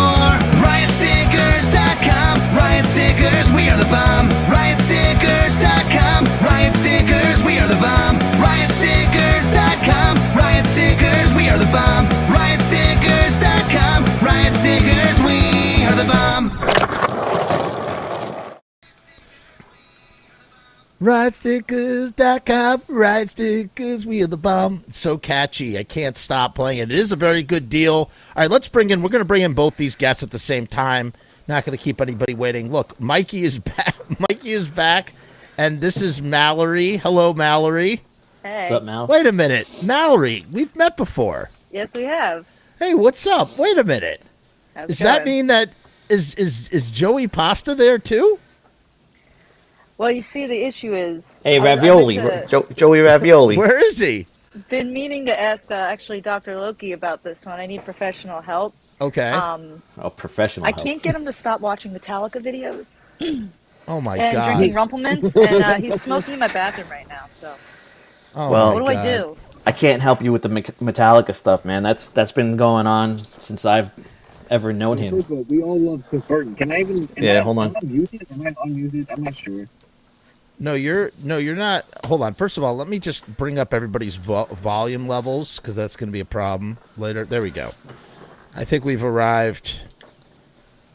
There we go. Can you please accue all of us? You're all right. Mikey is frozen. Mallory is fine, Am I all right? and you're fine. So it's Okay. just Mikey is the odd duck So- out, but we see a frozen picture of Mikey. I guess how you deal with Joe is just hide all the Metallica things from him. Impossible. Like if It's they're on a 40 hard years. drive, just like encrypt the files so he can't, and put up like a password protection on the file so he can't fucking log in and see him. You know what I mean? You Yeah, just I have to didn't take delete them his away YouTube from app. him. Yeah. It's, Yeah, it's- YouTube app is tough. Yeah. It's been 40 years though, so now it's probably kicking into high gear, right? Oh, it's nonstop, especially with the 40th anniversary. Yeah, Oh my God. 40 I can't years imagine. of Metallica, my lord. I can't imagine. And he knows every nook and cranny about it. Like, I mean, you've seen Joe's social media posts, right? Like if he buys, like he recently bought headphones, he will meticulously tell you all the details of his shopping experience, his his research on all the brands of headphones, why those headphones stick out from the rest of the brands, and his listening experience. Now that he has had these new headphones, he will write a terrific Amazon review, meticulous detail of all the products that he engages with. Yeah, and I appreciate that. You know why? Because that, first of all, that's Consumer Report. He's an avid consumer who's meticulous and detail oriented. And, you know, listen, before I buy something, I scrutinize those Amazon reviews. You can't even trust half of them anyway because they now give you an incentive. They offer you a gift card in exchange for doing a review. So you know how you really do it these days? You got to go to buy it. No, you can ask Joe to buy it, or you got to go to the all 3-star 700 reviews. pages of the reviews for you, so you don't have to. You got to go to the 3-star reviews because that's where you're going to find the people that are being honest. So Yeah, even if you're going to get some good or bad, you're still they're gonna half get happy, honest. half disgruntled. Right. So, what's up with Mikey? Is he just a frozen Mikey, can you hear us? He's No, I not think even. he's gone. All right, I'm gonna boot him. Mikey, you're more than welcome to join us again if you can find your way back in here. I'm just gonna kick you until you unfreeze yourself or something. He's gone. Hopefully he'll come back. He'll come back into a question, Mallory. So does Joseph eat a lot of pasta at home? That's what I want to know. Yeah, there's a good amount of ziti in the fridge as we speak. He made enough for an army, so we're eating baked ziti for a week and a half now. If Joe could pick between ziti, ravioli, or fettuccine, which one would he pick, you think? Ravioli, because that's what we had for dinner. What would the ravioli be stuffed with? Cheese. Yeah, Lots of cheese. All the cheese. Yeah, cheese. I like Trader Joe's raviolis because they have very fancy schmancy fillings. You know, I'll go for a nice butternut squash. Oh, you're fancy. Yeah, or mushrooms. Fancy. I like mushrooms in my ravioli. You're a sophisticated man. They got some chili powder. What is it? The chili flavored mac and cheese there. Not bad. Oh my Lord, that sounds. You gotta explore the frozen pasta aisle with Joe. That sounds scary. Right. That scares me. Got to get a good tortellini from the frozen pasta section, you know? You know what's funny, though? With Joe's name being Joe, you could tack on a pasta name at the end of his name, and it just rolls off the tongue. Yeah. Joey Tortellini, Joey Ravioli, Joey Fettuccine. Joe Pasta. Joey Pasta, which I figured out very recently. I was like, hey, Joe, anybody ever call you Joey Pasta? He was like, no. Yeah, I'm sure he loves You're the it. first. What else is there? You have Joey Figuroli. I got myself. I probably have like an oncoming long conversation with Joe because I asked we're gonna have a conversation about air fryers. Oh, don't get him started. So he's probably going to give me the lowdown of air fryers. You know what I mean? Can I tell you? I swear by the air fryer. I love my air fryer. Fantastic. So I hear, machine. man. I'm late to the game. Late to the game, and I guess Joe's going to school me so I don't get the wrong one. You know. So. You know what's funny? You can air fry anything too. I air fried waffles. I could have toasted the waffles, and I said, "Fuck it, I'm going to air fry these waffles." It tastes just like toasted waffles. How'd it come out? It just tastes like toasted waffles. Right. I thought I'd air fry them though, just to see what happens. You know. So is it just like a small conventional oven? Like, I don't understand what the big deal is. Depends on your air fryer. Mine happens to be an oven with an air fryer function, which is what I would recommend. I wouldn't get a dedicated air fryer. I would get something that, because I like a good, I'm all about the toaster oven. I like a microwave, but a toaster oven is tabletop toaster oven is religion to me. And so if it has an air frying setting, I'm like, I'm a pig in shit. And that's what we got upstairs. Mallory, how do you feel? What's your preference? Can't stand microwaves. Don't really like air fryers. Not good for tofu at all. Okay. Dries the shit out of it. But I'm not really being given a choice with Joe here. Fucking telling me which brand is best, which one, which temperature. Yeah. But yeah, toaster oven wins all. The show they haven't come up with like tips. They haven't come up with tips and tricks to how to like keep the moisture, you know, to your tofu while you air fry it, right? There's got to be some sort of fucking trick to it. There's got to be something to it, but that's why I play music and don't cook. So instead of saying jumping the shark or jumping the show, we've just jumped the Joe because Joe is now on the show, and Joey, so many puns I can't take it. Joe, why aren't you talking? He's not saying Joe. anything. Joe just looks like a big play button to me. He doesn't. He's not there. You know, I feel like there's something wrong with the software tonight. It's just being shitty. Here. What's he Pasta. over there? Joey Pasta. There he is. Hey, buddy. Is that a headband? What the fuck's Let's going on? hold on. Let's kick okay. Joey in the fire. Are you wearing a headband? I'm like, why is Joe dressed like Hulk Hogan? He's very low. Oh, I can barely hear him. Oh, you can hear me? Hold on. No, I don't know if it's you or if it's. There we go. He took my headphones. Oh, there you go. That's why you were hearing. We're splitting headphones, and he's walking around with the phone now. That's really sweet.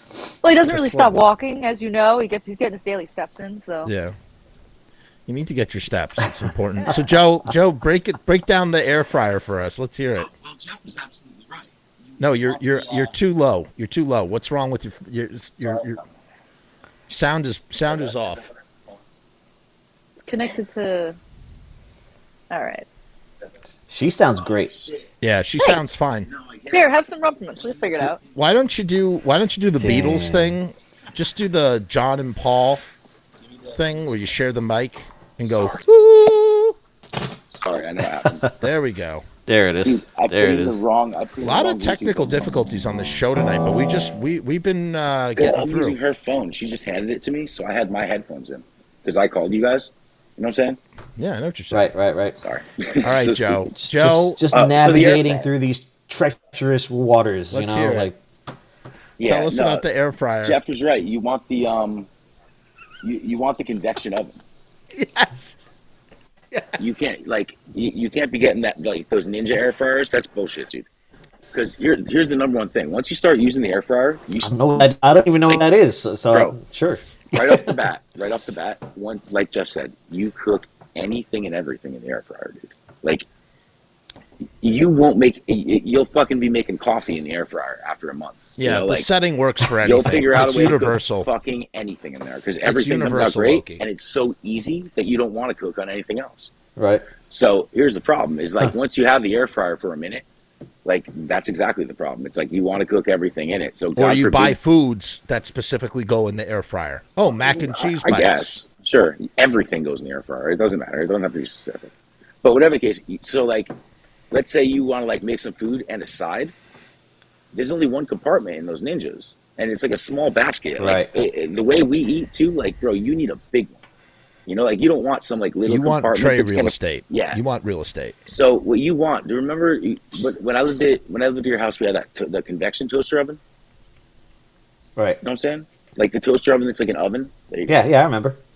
They make them. They're like that, dude. You got to get that thing. They have 2 tray versions, so you get like 2. It's like the toaster that we used to have, but it's 2 trays, and that's a convection. That's an air fryer and convection oven. You get the biggest. Well, you know me. I'm not gonna get a mini anything. I gotta get like the big boy of whatever the fuck's going on. Yeah, you want the big boy, and you can't get a big enough one. Joe, what did you do to your facial hair? Did you change something? No. You look like you. I don't know. You're looking like extra pirate-ish or something. Like, did you do something with look like a fucking pirate? You like this? Like you did something. You did something like with fucking tell me I look like a pirate. I don't know. You look like a rapscallion or something with your. Did you do? I'm just asking you a question. It's a simple question, Joe. This coming from Corey Hart over there is wearing his sunglasses. I can't hear you. You know what's funny? And someone criticized me the other day. They're like, they saw me driving in the car. I'm not wearing any. I only wear sunglasses in the basement at night with the lights off. I never wear sunglasses during the day. I never wear sunglasses when I drive a car. Those are the times when you're supposed to wear a sunglass. But I don't do that. Right. I wear it at the wrong time. It's the opposite time of when you were supposed to wear sunglasses.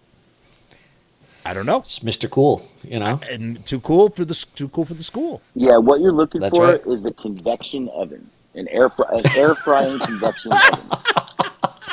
Not like you can't be having fucking just an air fryer. That like those Ninja motherfuckers with the handle. That ain't what it's about. Let me ask you a question, Joe. Brian Kellner actually was the one who that was the first thing he told me. Brian turned me on to the air fryer. And, have you done away with those stupid buds yet and gone for the magnetic headphones that I told you about? I got something better than that, bro. I doubt it. I don't know what magnetic one. I don't know what you're talking about. I told you about these. Which ones? Look, see how they connect here? Oh no, I got something dope, dude. It's like jewelry.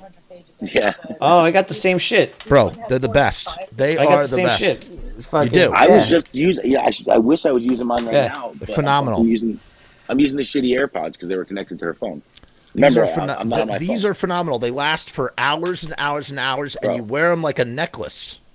Bro, Yeah, I see it. no. This is the Sony XM 4000 fuck yous. Yeah, the Sony serious. 4000. Fuck you. I promise you, these are doper than what you're talking about. They're fucking. I don't even know how to describe them. Sony is terrible at naming their products. Like here's the real question. Like they don't I have. told like, you a we're cool about to name get like consumer. AirPods We're or about to get fucking consumer Galaxy report on Buds. headphones, dude. I want to ask a question about Sony could a fucks up Riot in their sticker marketing, man. could a Riot sticker stick on the side of an air fryer and not peel off? You think? Sure. Easily, right? They Sure. stick to anything and everything Well, forever. I don't know if I'd recommend it. I mean, the surface space would be pretty hot, and Yeah. it'd probably melt off. But as long as it didn't melt, yeah. You know what goes great in the air fryer? Mozzarella sticks. I love Yes. taking frozen mozzarella sticks. You toss them in the air fryer, and you got to watch your eye because if you don't put tinfoil underneath, that cheese will just go ooey gooey through the basket. But No, what is it it's called? great. Pizza, dude. Just pizza in general, man. You can get the well. shittiest slice of pizza in the world. That's how I tested it, man. I was in North Carolina and I What had about some 7-Eleven pizza? There's no shittier pizza than 7-Eleven pizza. it could make 7-Eleven pizza better, I think. Yeah, probably crisp it up a bit. Yeah. Yeah. There's What's nothing the that ain't good in the air fryer, dude. What's the cleaning situation like? On Oh, that it's thing? dope too, dude. It's really easy. The at least on Super mine, easy. the bottom tray just comes out. Yep. It's you like don't do one nothing, single Loki. tray, it pulls out. You don't do nothing. You just pull out the basket. Sometimes Bro. when like I said, I raw dog it with those mozzarella sticks. Like I don't put anything underneath sometimes. And sometimes if I'm forgetful or I got the little Kindle running around beneath my feet, ankle bite in my ankles. Sometimes the cheese leaks out of the basket. You got to clean the cheese out of the basket, which is a little annoying, but it slips out real easy. It's no problem. Dude, he's right. Matzi boys come out great. Yeah. And fucking French fries, dude. French fries. Forget about it. It's worth it for Forget French about fries it. alone. You got to do it for French fries. Yeah. Especially sweet If potato that- fries. If Oh that my was a God. machine that just made French fries in your house, it would So be is perfect. this just for like hand picking food like French fries and mott sticks and shit like that? Like You could put your lasagna. basic frozen No, food. you put lasagna. Bro, You put I can deep make fried rotisserie ravioli. chicken in mine. Oh, I can yeah. make I Yeah. can rotisserie cook a chicken in it. Yeah, you could do a chicken. All right. Bro, Actually, I would never do a chicken. But mine had yeah, a you probably basket in could. it. It had a basket in it and a motor that spun the basket. So the fries and or whatever you put in there, Like just Ron tosses Popeil? as Yeah, it spins and cooks. yeah. You set it dude, and check forget this it. out. See that, Loki? Wow, The fuck is that? it's a It's a flask. blast. Oh shit! Yeah. Damn. Right? You should put those in your merch store. My lord, Yeah. do you keep holy water in that? What do you keep in there? Yeah, oh yeah. It's all holy water, yeah. That's what I figured. I mean, what else would you put in there but holy water? Yeah. Duh. Blood, I wish maybe? I hate that like I was saying, man, I'm really pissed off about the Sony marketing. Like I said, Loki, what's up with that? You used to work with Sony. They fucking all their products are like model names. They're like XMQ47s. Like Yeah, that's how they do it. versus like I don't know. Galaxy Buds or fucking AirPods or fucking Beats Yep. Buds or like What do you think of their cell phones? Sony. I Yeah, know they make them, dude. They do. All Sony's fucking stereo equipment is dope, dude. Their shit's what's what, dude. I will tell Like, you. the headphones. These headphones are so fucking sick, dude. The active noise control. It's fucking Yeah. dope, dude. There's people who are doing construction in the apartment above me. I just put these headphones on and I don't hear a dude hammering on the ceiling. Like, I will say there is something nice about the buds. It's like you just pop a bud in your ear and you just like walk away from your phone and you just like you got like audio going. It's like it is very nice. I'm not gonna lie. That is nice. these are so dope. Yeah. These don't come out of your. They don't fall out and shit. They're great. Well, that's my biggest fear. These will We not lost fall out of your Loki. hand. Loki, where'd you go? I had to find him a link for Where an air did you fryer. go? You like my new background, Joe? Yeah, it looks like, what is that? It's like a VHS tape from fucking. I don't fucking like- know, man. It looks like the intro of like an 80s. Yeah. This is some template they had on here, and I VHS figured, tape. why not? I'm not even on mic. I met your I met Mikey Wasted for. I'm sorry about that. No, it was great. It was he's a funny guy. He told the Titty milk story. Yeah, it was amazing. I'm surprised he Loved was it. appropriate for that long. Well, oh, why is that? Is that what? That's what there's happens. Just, there's just a lot of stuff that happens that that shouldn't be said. Yeah. In these forums. By the way, you gotta switch on that stereo feature if you can, Loki. I'm gonna cap this at 12:30 because I gotta take my little daughter to school early in the morning. Unfortunately, Look at you. Well, you know what's going to happen. This broadcast is now going to turn into possibly a 4 or 5 hour broadcast. Travis Bickle is asking if my shirt is a Nomos shirt from the Grindcore band from Mexico. Yeah. It is the Grindcore band, but they ain't from Mexico, bro. They're from DC. We play in a band with those dudes, man. They're friends of ours, Nomos. Two of those dudes, that dude was just on the show before, Mikey. Mikey was the original bass player of Nomos. And then the other bass player of Nomos played drums for Darrow. Mikey played bass in Darrow. And then Nomos' guitar player, the guy who writes all the songs, played guitar in Darrow. I can't believe he was in the van with the Spirit Horse. That's amazing. Mikey was in the band that hit the worst. Yeah, that's what he said. But that's just amazing that he was there when he went through. I have a question from Runners Dial 0. He says, what order does your daughter rate the Misfits albums? Now, no joke. My daughter does listen to the Misfits. She's 2.5 years old, and she absolutely fucking loves the Misfits. She jumps up and down to Astro Zombies. My son, too. My son's 6. Both these kids love listening to the Misfits, and they sing along to the melodies. And it's what amazes me is that the children even connect with the, you know what they connect with? They connect with the pop sensibilities of Glenn Danzig's songwriting, and they absolutely love the melodies. So I find it fascinating that they do. In terms of what her favorite albums are, she doesn't care too much for Earth AD. Definitely prefers to stick to the Static Age. Obviously, Last Caress. Her favorite song is Skulls by far. She loves Skulls. It's her favorite song in the whole world. Yo, I couldn't believe that Spotify top 10. That their most wasn't that song fun? Wasn't that interesting? It was. Their most famous song is Where Eagles Dare. Well, no, their most famous song, their most popular song was Last Caress, by a large amount.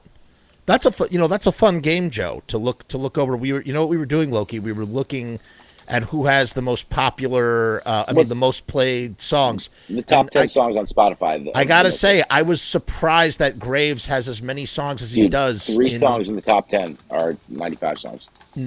Even I think it was more than that. I think it was 4 in the top 10. I in know the it was top Helena 10 Saturday night. I didn't know Bones was there, but I strictly think on Spotify. You're talking. Mm-hmm. Yeah, I mean that just kind of blew my mind. In the top 5 on Spotify, they should be in separate. It annoys me. I wish that they were separate. It should be separate things. Like fine, it's all there.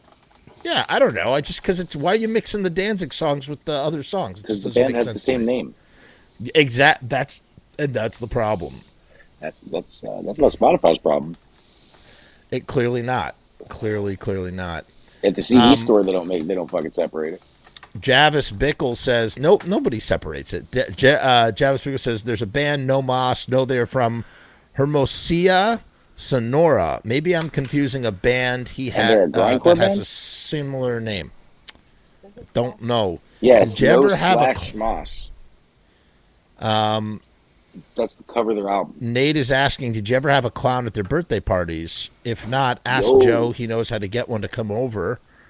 No, we don't do clowns. My sister had a clown at her birthday party when I was a kid once. He came drunk. Yeah. He was Why not? I think his name was Bingo.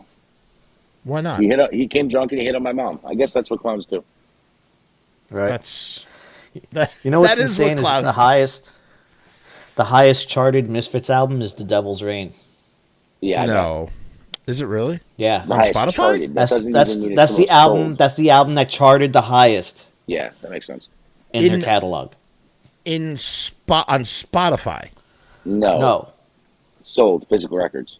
Sold physical copies. Okay, here's why. Charting Here's why means the that first is. week, or yeah, I know why it is. This is the Billboard 200. Yeah, but there's a reason for that. I would say it's because I know what the reason is. Yeah. Okay, it's what's a the new reason? record for starters. No.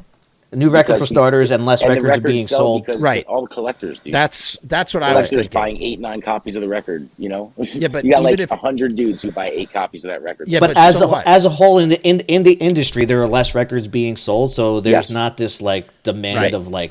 There's not all these great records coming out that are selling fucking millions and millions. That's like, why. So the Devil's Reign could probably would they even sell 200,000? I don't fucking know. But well, I'll tell you one thing: Danzig's Death Red record sold like 7,000 copies in 2010, and that was considered to be a strong, like debut, like opening debut or something. Right. So it's also that, like, put it this way, dude. When you look at the metal charts on like Spotify or on the metal charts on iTunes.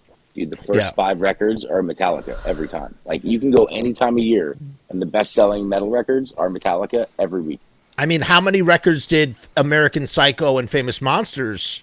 Famous Monsters reached 138 in the Metallica record from 1983. Yeah, but my point is that they probably sold. I bet you they sold at least in the high five figures. Or even 6 figures in the 90s with the Famous Monsters and American Psycho. I don't know. I would imagine. Yeah, I'm really not sure.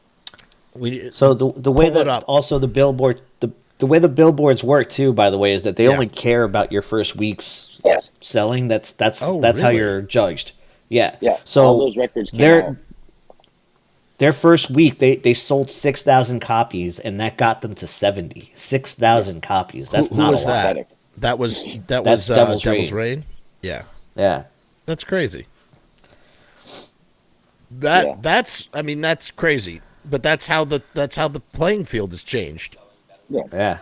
You know, it's all changed. And the Misfits also are going to do better selling physical records than a lot of other bands. Like just because the collector's market, and like I said, the record collectors, people are going to buy every color variant. Yeah, but now I'm curious to know, what did American Psycho do when it came out? I'm just like Misfits fans, the age of them, the demographic are prone to buy physical product more than most any other band. You know, right. No, that makes sense. That definitely makes sense. Yeah, they have a bit of an advantage that way as well. But it's interesting how Spotify has now become like the main. Yeah. Those are like the main charts. Now, sucks. Right? Yeah. It sucks. Oh, it definitely sucks to an extent. You know, if you don't know how to use Spotify as a tool, or if you look at Spotify as a revenue generator, then say more a tool. It don't generate no revenue. Let me tell you that. Yeah, it should. I mean, everybody should get paid. We've talked about this before, but. Yes, Loki is being a nerd. American Psycho debuted at 117 on the Billboard charts. Yeah. And how many copies was sold? Yeah, probably a lot better. I'm trying to look. I can't. The writing's so small on this. I'd just say way better than 6,000. Yeah, I'm gonna go. I'm gonna say at least 50,000. That's and I'm just pulling. I don't know. I have no. That's not based on anything. I'm just pulling that number out. I'm just saying, just as a dramatic difference in physical media being sold in the 90s at its height, even for a band like that, because 50,000 today would be really, really great. Sadly, right? You know, if you sold 100,000 in the 80s, you were considered to be a poor selling band. It's crazy. Yeah, absolutely insane. Oh, to think that way. You'd be dropped off your label.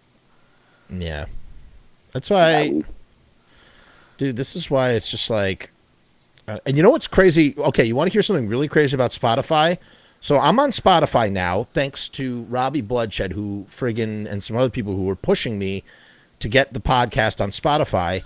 And I got to tell you, with those metrics, my CPM is $15 for 1,000 plays. That means I get 1,000 for every 1,000 plays. I get paid $15.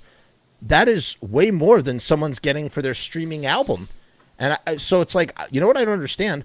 Why don't artists put out, upload their albums as like a podcast track with like a commentary or something, you'll be making way more money than if you were to just do it on straight Spotify, and you'll be in the Spotify search engine. You'll just be in a different place. Yeah, I'm pretty sure. It's like a crazy loophole.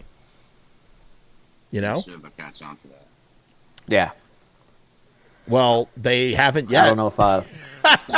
Right. They haven't yet. They haven't yet. I mean, it's crazy. Like, I just can't get over that. I can't get over that the CPM is $15 for, sponsored ads on if you're a podcast. Because if you're a band, your stream is like 0.003 pennies, right? Or some bullshit like that. So why is it higher for podcasts? I don't know. That might change. But if you're a musician and you have a body of music, you're crazy not to podcastify your album with like, just put in some commentary. I wrote this track because blah, blah, blah, blah. Play the track. Wrote this track.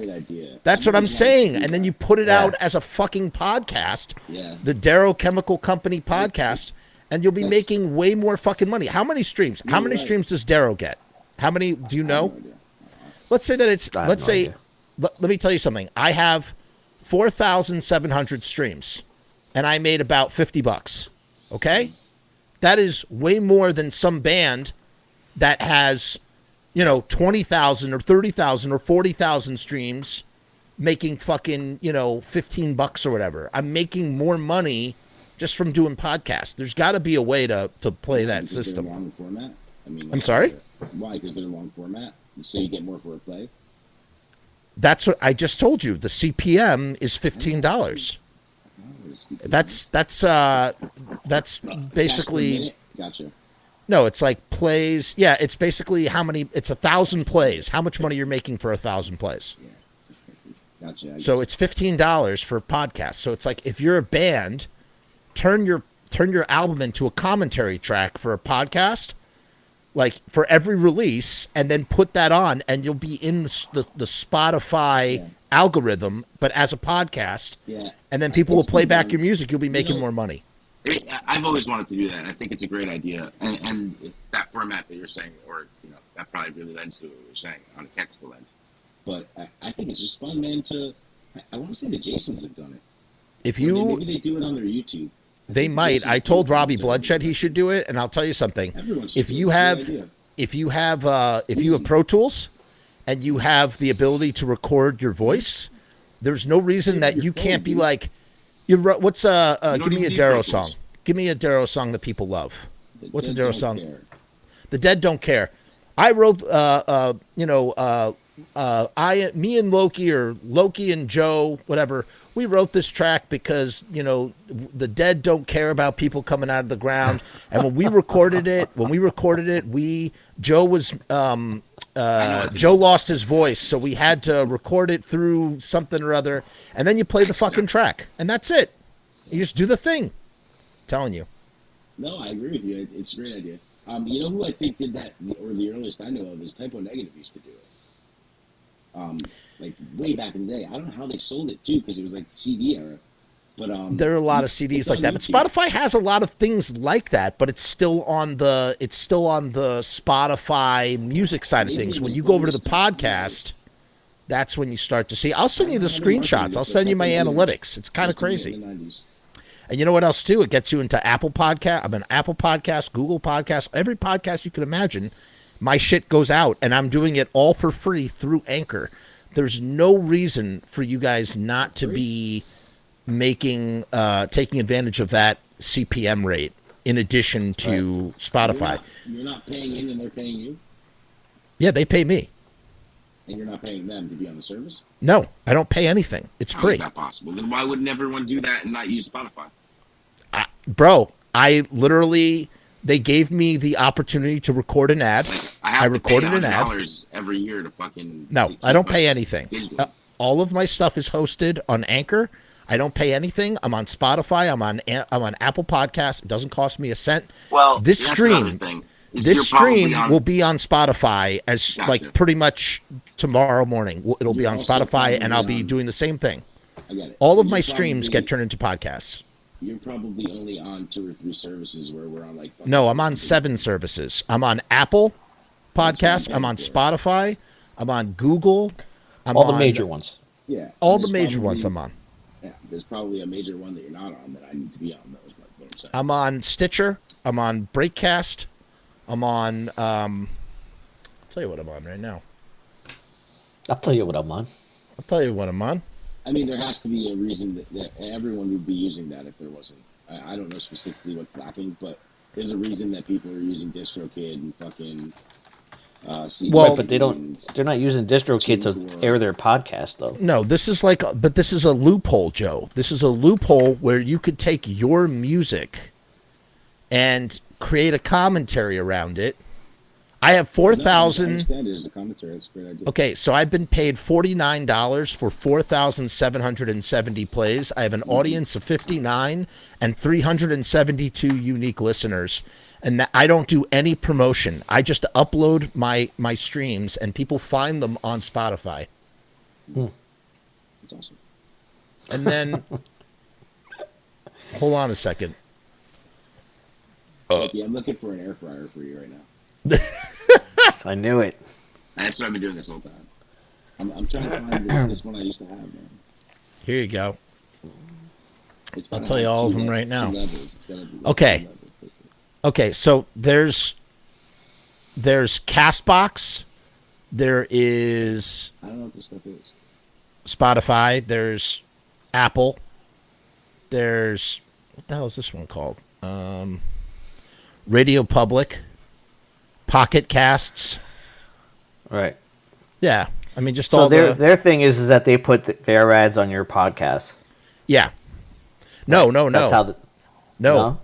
I record an ad myself with my own voice, and you know what that ad is? But it's No, there's ads, buddy. No. It's just my ad. What is it? What is it? I record an ad for them, and the ad is telling them, hey, everybody, go out and make podcasts on Anchor. I swear to God, that's what I did. I recorded that ad, and then I put it 3 times on my stream. You know, I space it out. And like I said, I have a CPM of $15, and it's way higher than what they're paying to Spotify artists. So if you're a Spotify artist that knows how to do audio editing, I mean, you're crazy not to be putting your shit out as podcasts as well and double dipping monetarily wise. It's just you're just leaving money on the table. So what? Let's say I was doing what I was doing before. I just upload my shit onto Anchor, and that's that. So, for instance, I'll give you a great example. Loki, you did that song that you shared about how you co-wrote it with Michael and you gave the whole commentary. You record that on microphone, and then you have the track play right after that, and then you fucking upload that shit with the ad, obviously, that you would have to record, to Anchor. And I'm not saying that it's going to like generate a ton of revenue, but I'm saying that is now. Yeah. But that's how you get it up there. Yeah. That's how you get it up there. And now people are listening to it more as they're downloading it as a podcast that they can listen to. But when they play it back, like I said, you're getting, for every 1,000 plays, you're getting $15. Right. So, you know. Wonder how annoyed people would be that there is an ad. That they have to fucking sit through that, you know what I mean? Fuck them. You know where you put the ad? You put the ad after your commentary. You put the ad, and then you fucking have the song play. And the ad is only 30 seconds long. It just has to be 30 seconds. That's it. And, you know, the way I see it is you're also providing something meaningful. You're telling the story behind the song. So it's kind of like in a weird kind of way, it's almost like this new version of podcast. Like it's like a musician podcast. It's like a musician commentary cast where you're talking about your songs, and then people get to listen to the song. You could even do it by stems. Imagine this. You got all your different stems. You talk about, you could talk about how you layer a track and insert commentary in between there. And you could even talk about, you don't even have to do like an instructional video. You could just talk about the audio of it. Yeah, so then I like to record like this, and I do this, and I blah, blah, blah, blah, and then I blah, blah, blah, blah, and then all of a sudden, boom, you upload that shit. It's like PBR of the internet, like public like broadcasting radio. Precisely. Of the internet. This is NPR. 24.5 quarts, and you can fit 6 slices of toast in it. I would never air fry toast. I use a panini. I have like a panini grill. Toast, a whole pizza. It's 24.5 quarts. I like how he smoothly segues from. Can you make that? Can you make yourself louder, Joe? You're kind of like. It's going to be a pain in the ass to level out this audio. It's an air fryer. It's a toaster. It's a cooking fan. He completely disregards what you have to say. It's a food dehydrator. You know what I'm talking about, though, Loki? Oven. You know when you have to, what's it called? You know what I do? I take a tube, Loki, you'll understand this. This is what I do. I take a tube compressor, and it's a vocal leveler, and what that does is it levels all the volume, and then I use a hard limiter at -3 dB to make everything super uniform, and then I'll push and pull that until everybody's at about -6 dB. And rotary knobs. And rotary knobs. On the nips. You know what really drives me crazy What? from listening to like many podcasts now? Yeah, tell me. And even shows that are popping up streaming wise, like on different platforms, but like no one uses a de-esser, and it drives me crazy. Oh yeah. It drives me fucking crazy. Bro, even I don't know I how to had a use them. de-esser. I don't know how to use them. I like kind of know how to use it. I have that. I mean, I have it on Audition. And you just hear all the fucking. Yeah, well, I two things. fucking hate it. You're gonna hate this stream because I can hear your breathing. Yeah. But but you know what? Like, I'm not using. This is just a prop, right? I know. I know. I'm using these headsets. I know. I'm talking about professional people sitting in front of a fucking broadcast screens that still have it. Remember when my tooth was missing? When my tooth was missing, everything was like 24/7. And then my tooth got fixed, and it's not so bad no more. And I also have this pop screen, which helps a little bit with some of that. Right. Cool but story. yeah, we can't see it, Joe. Oh, that's a big one, Joe. It's got two shelves. They're just cramming that third one in. How much is that, Joe? Joe, what's the cost on that? Yeah, they're a little more expensive, but they're worth it. Whoa, $149. Not bad. That's good. You know what? You got to finance that. If you have an Amazon Prime card, the Prime card, you can pay. You could split that up into 12 monthly payments. Oh, dude, you can get the 19 quart for $139 or the 24.5. I'm not going to be paying like 18% interest on a fucking air No, fryer, it's zero. dog, It's for like 0%. Loki, it's 0%. There's It's no $150. interest. 0%, Loki. It's great. $150. The best under $50 Great. you'll ever spend. You won't even like. I'm paying off an air fryer for the rest of my life. You want to know something? It'd be worth it, man. It just takes the pressure on. It just takes the pressure off. You don't have to. You could pay it off sooner. You just takes the pressure off. All right, come on, do a Chud laugh now. Now that we've warmed up, it's 2 hours and 12 minutes in. Come on, do it now. Oh my god! All right, I gotta go take a shit. Let Mikey call. I can't believe I shit my pants. Oh my god! All right, Joe. Happy trails. Just make sure you don't hang off the side of the TP bowl. Enjoy your deuce. Well, thank you. Let's land this airplane, Loki. Let's see if we can get one more question. Joe, good to see you. Good to see you, Joe. Enjoy your crapola. Turn me off. Yep, I'm kicking you out. All right, do we have one more question for Dr. Loki? Dr. Loki, I want to thank you so much for coming on. This was a lot of fun. Great having you on Aaron the show. Ruiz is going to snort pixie sticks, it looks like. Yeah. Fucking Sharpie saying he put his air fryer in the trash for some reason. He's not a fan. He's not a fan. He's not a fan, huh? He's not. Sharpie, why aren't you a fan? You got to explain. Just record new songs with the ads in the middle. Says Runners Dial Zero. Okay, I'll try that out and see how it works out for me. Loki, I really want you to try this. I think you could, because you're the kind of guy who would do it and like would know how to do it, and you have audio skills. So I don't know why. Well, I could just try it out with the song I just did. Yeah, just record the voiceover and then put it up. But here's the thing, and this is very important, and maybe kind of shitty considering the situation, if you know what I mean. Right. You're at the mercy of people's search functions. So keywords, wording comes into play. Things people might hit in order to discover the track, that becomes a tender sort of, but if listen, I'll just put the Proud Boys up there and see what happens. Exactly. No, it's even if you don't, I kid. Even if you put that name in the description because it's listen, you wrote the song with the guy or the lyrics, then I refuse to run from my history or anything like that. I'm past that. I'm past that. I think that makes sense. Why would you? I did what I did. It was you worked awesome. Very hard. You worked and very I won't hard run from it. And we did awesome shit together, and I will not be ashamed of that, dude. It's fucking. It is what it is. I think that's the best. And I'm not his fucking grandpa. You know what I mean? Like, that guy's allowed to do things that he wants to do, and that's not my business. It's not my problem. It's that's his thing. Yeah, we're all adults here. We do our own thing. Yeah. But I think you should do it. I think you should put up some songs, see what happens, see what floats.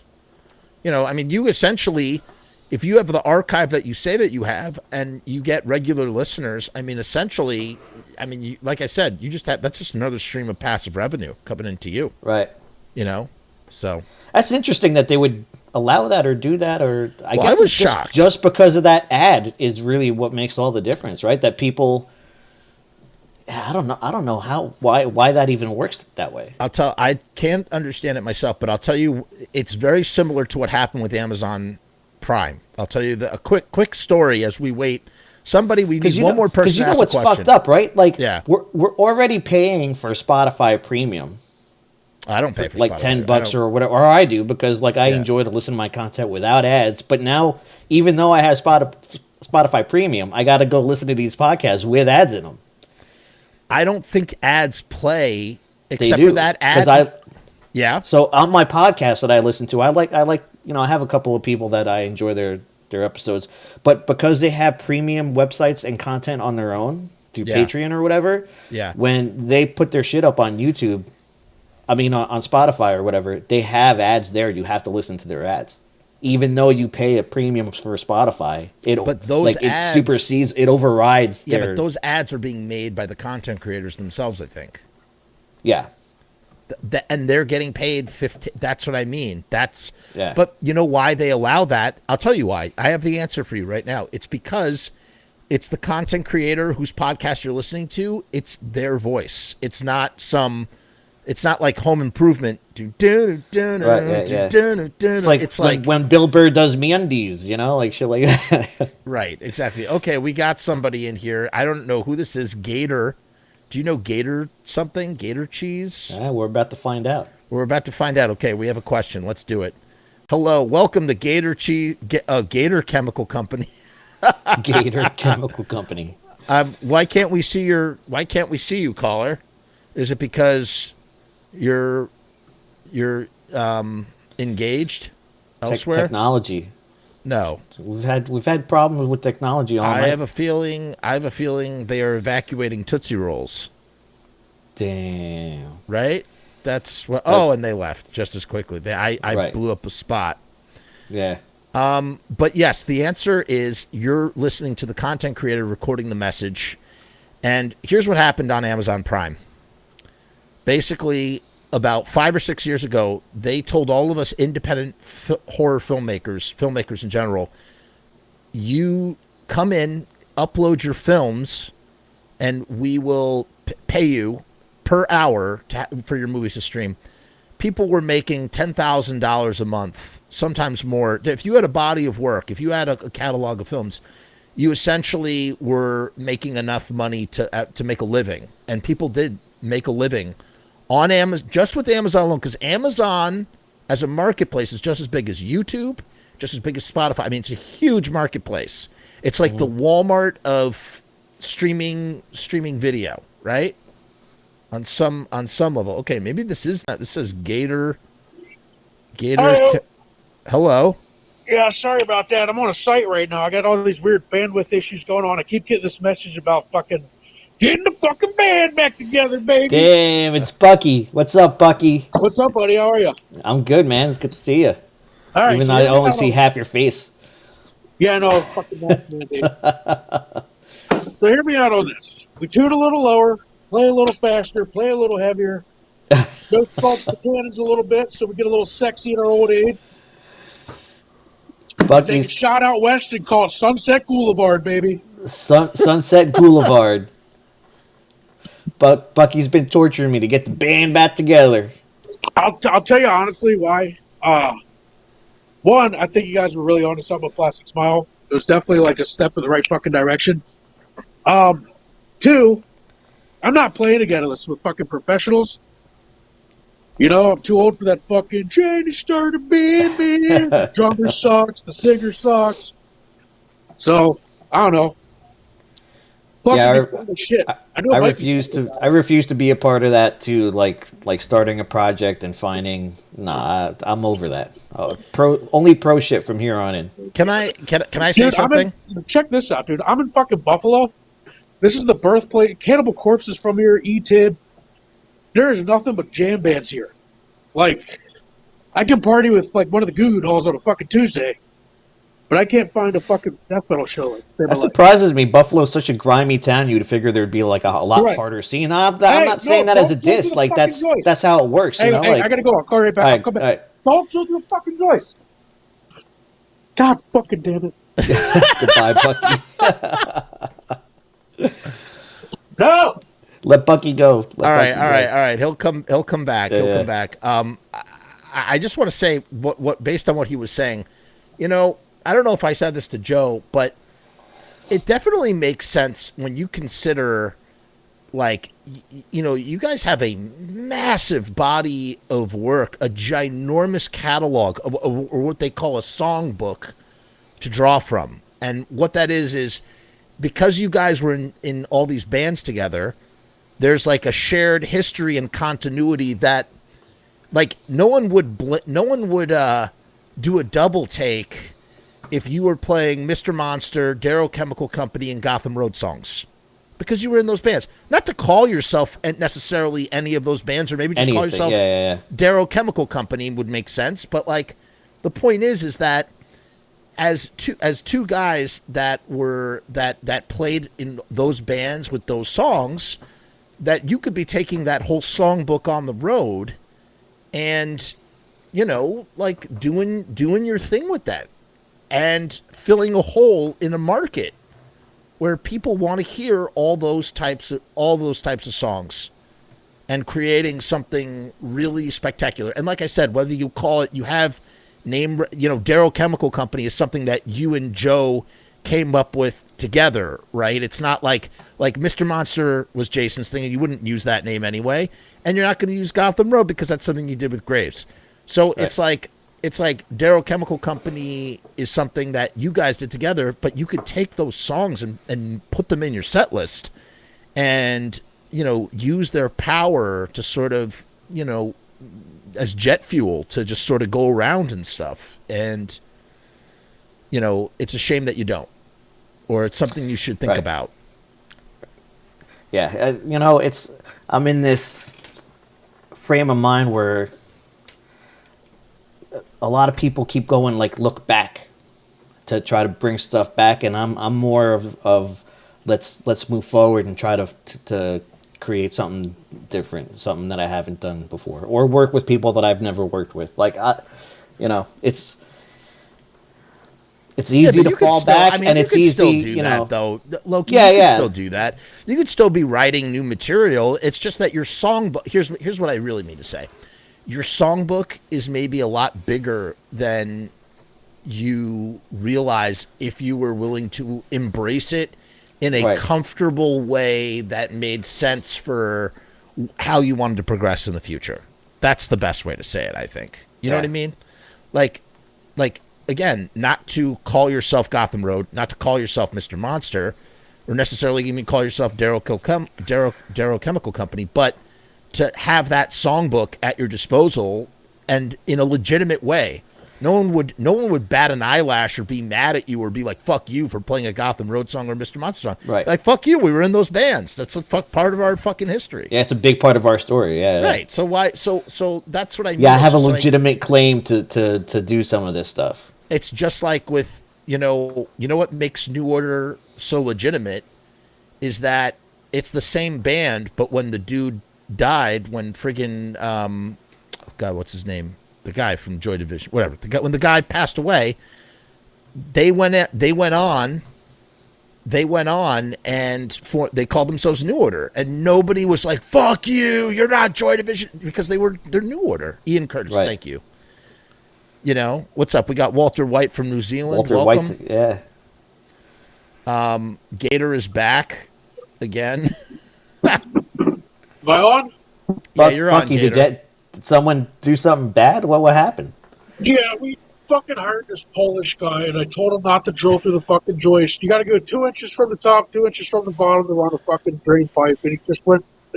It's gonna fail. I also wanted to get in. I got like 3% left on my phone.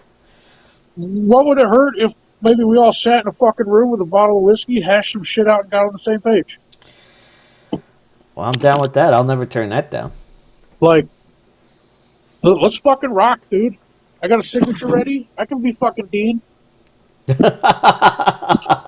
hang on. I got a signature ready. You'll get a kick out of this.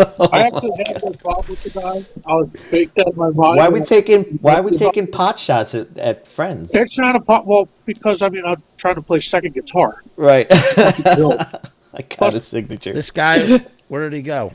Well, that guy was also in Darrow Chemical Company. No, Bucky was he was in Summer's End, Dead and Wasted. I think at the very beginning he was gonna be in Dead and Wasted. I don't know, but he was in Summer's End for a while. We know him from like Johnny Wasted and that whole crew. Okay, gotcha. Yeah. Gotcha. So yeah, he's a funny dude. He's a character, obviously. He seems funny. Yeah. Seems funny. Joe says, while he's taking his dump, Joe says, those bands ended for a reason. I'd rather make something new and inevitably better. Those bands are over. Darrow is still relevant to me because it's ours and there's still lots we can do with it.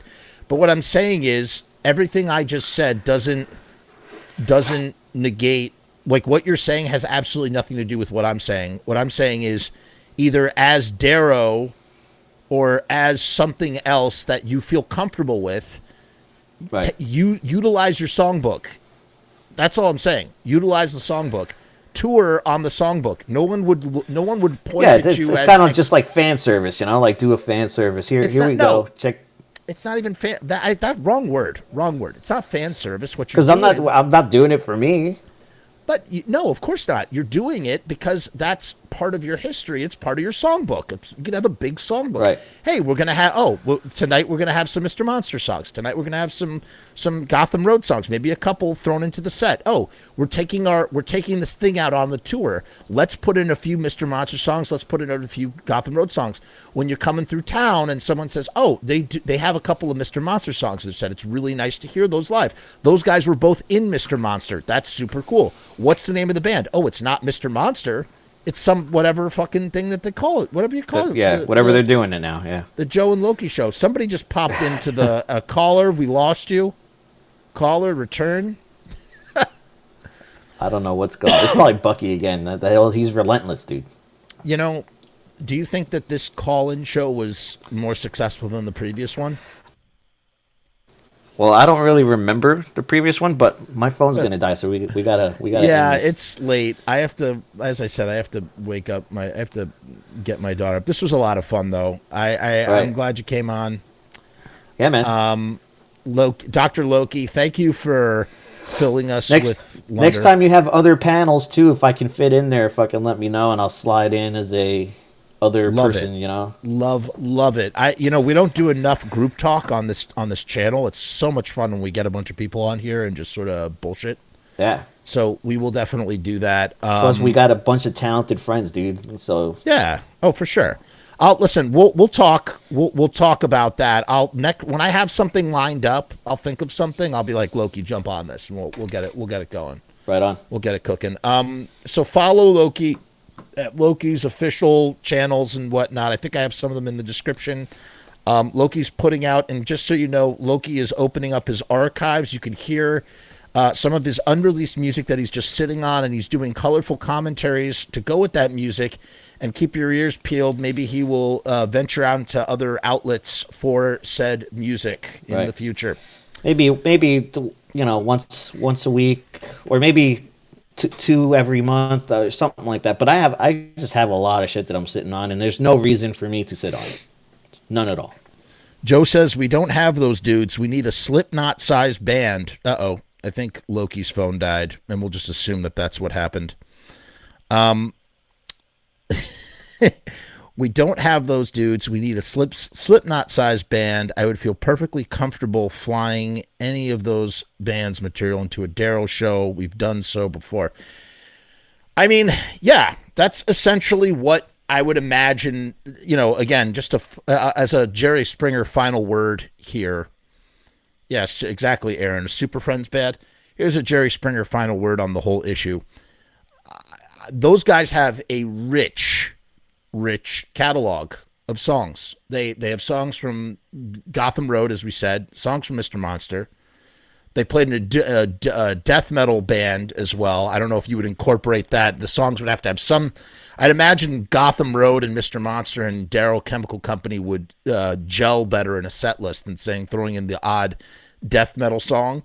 But essentially, yeah, I figured it died, Loki. Thank you for being on the show. I'm going to lock this thing down in a few seconds. I'm just doing my Jerry Springer final word here about what we were talking about. But basically that, it's like if you have a fucking songbook that people know, fucking use it. That's what I'm saying. This isn't necessarily addressed just to Loki and Joe, although I would encourage that. I think they should too. And I don't know what their apprehension is for not, or what they're waiting around for. But it's COVID right now. And I'll tell you, if you're planning on touring in January or February or March, I shudder to think what you are facing. I think the world is about to pull back into its shell again. We're starting to see everything locked down, and it's the end of the year. So 60 days is, I don't know. It's not. I see everything that's coming this way. Like, for instance, The Damned. They were supposed to do their original reunion shows. The original lineup was doing the reunion bunch of dates. They just pushed their shows from February to the fall of 2022.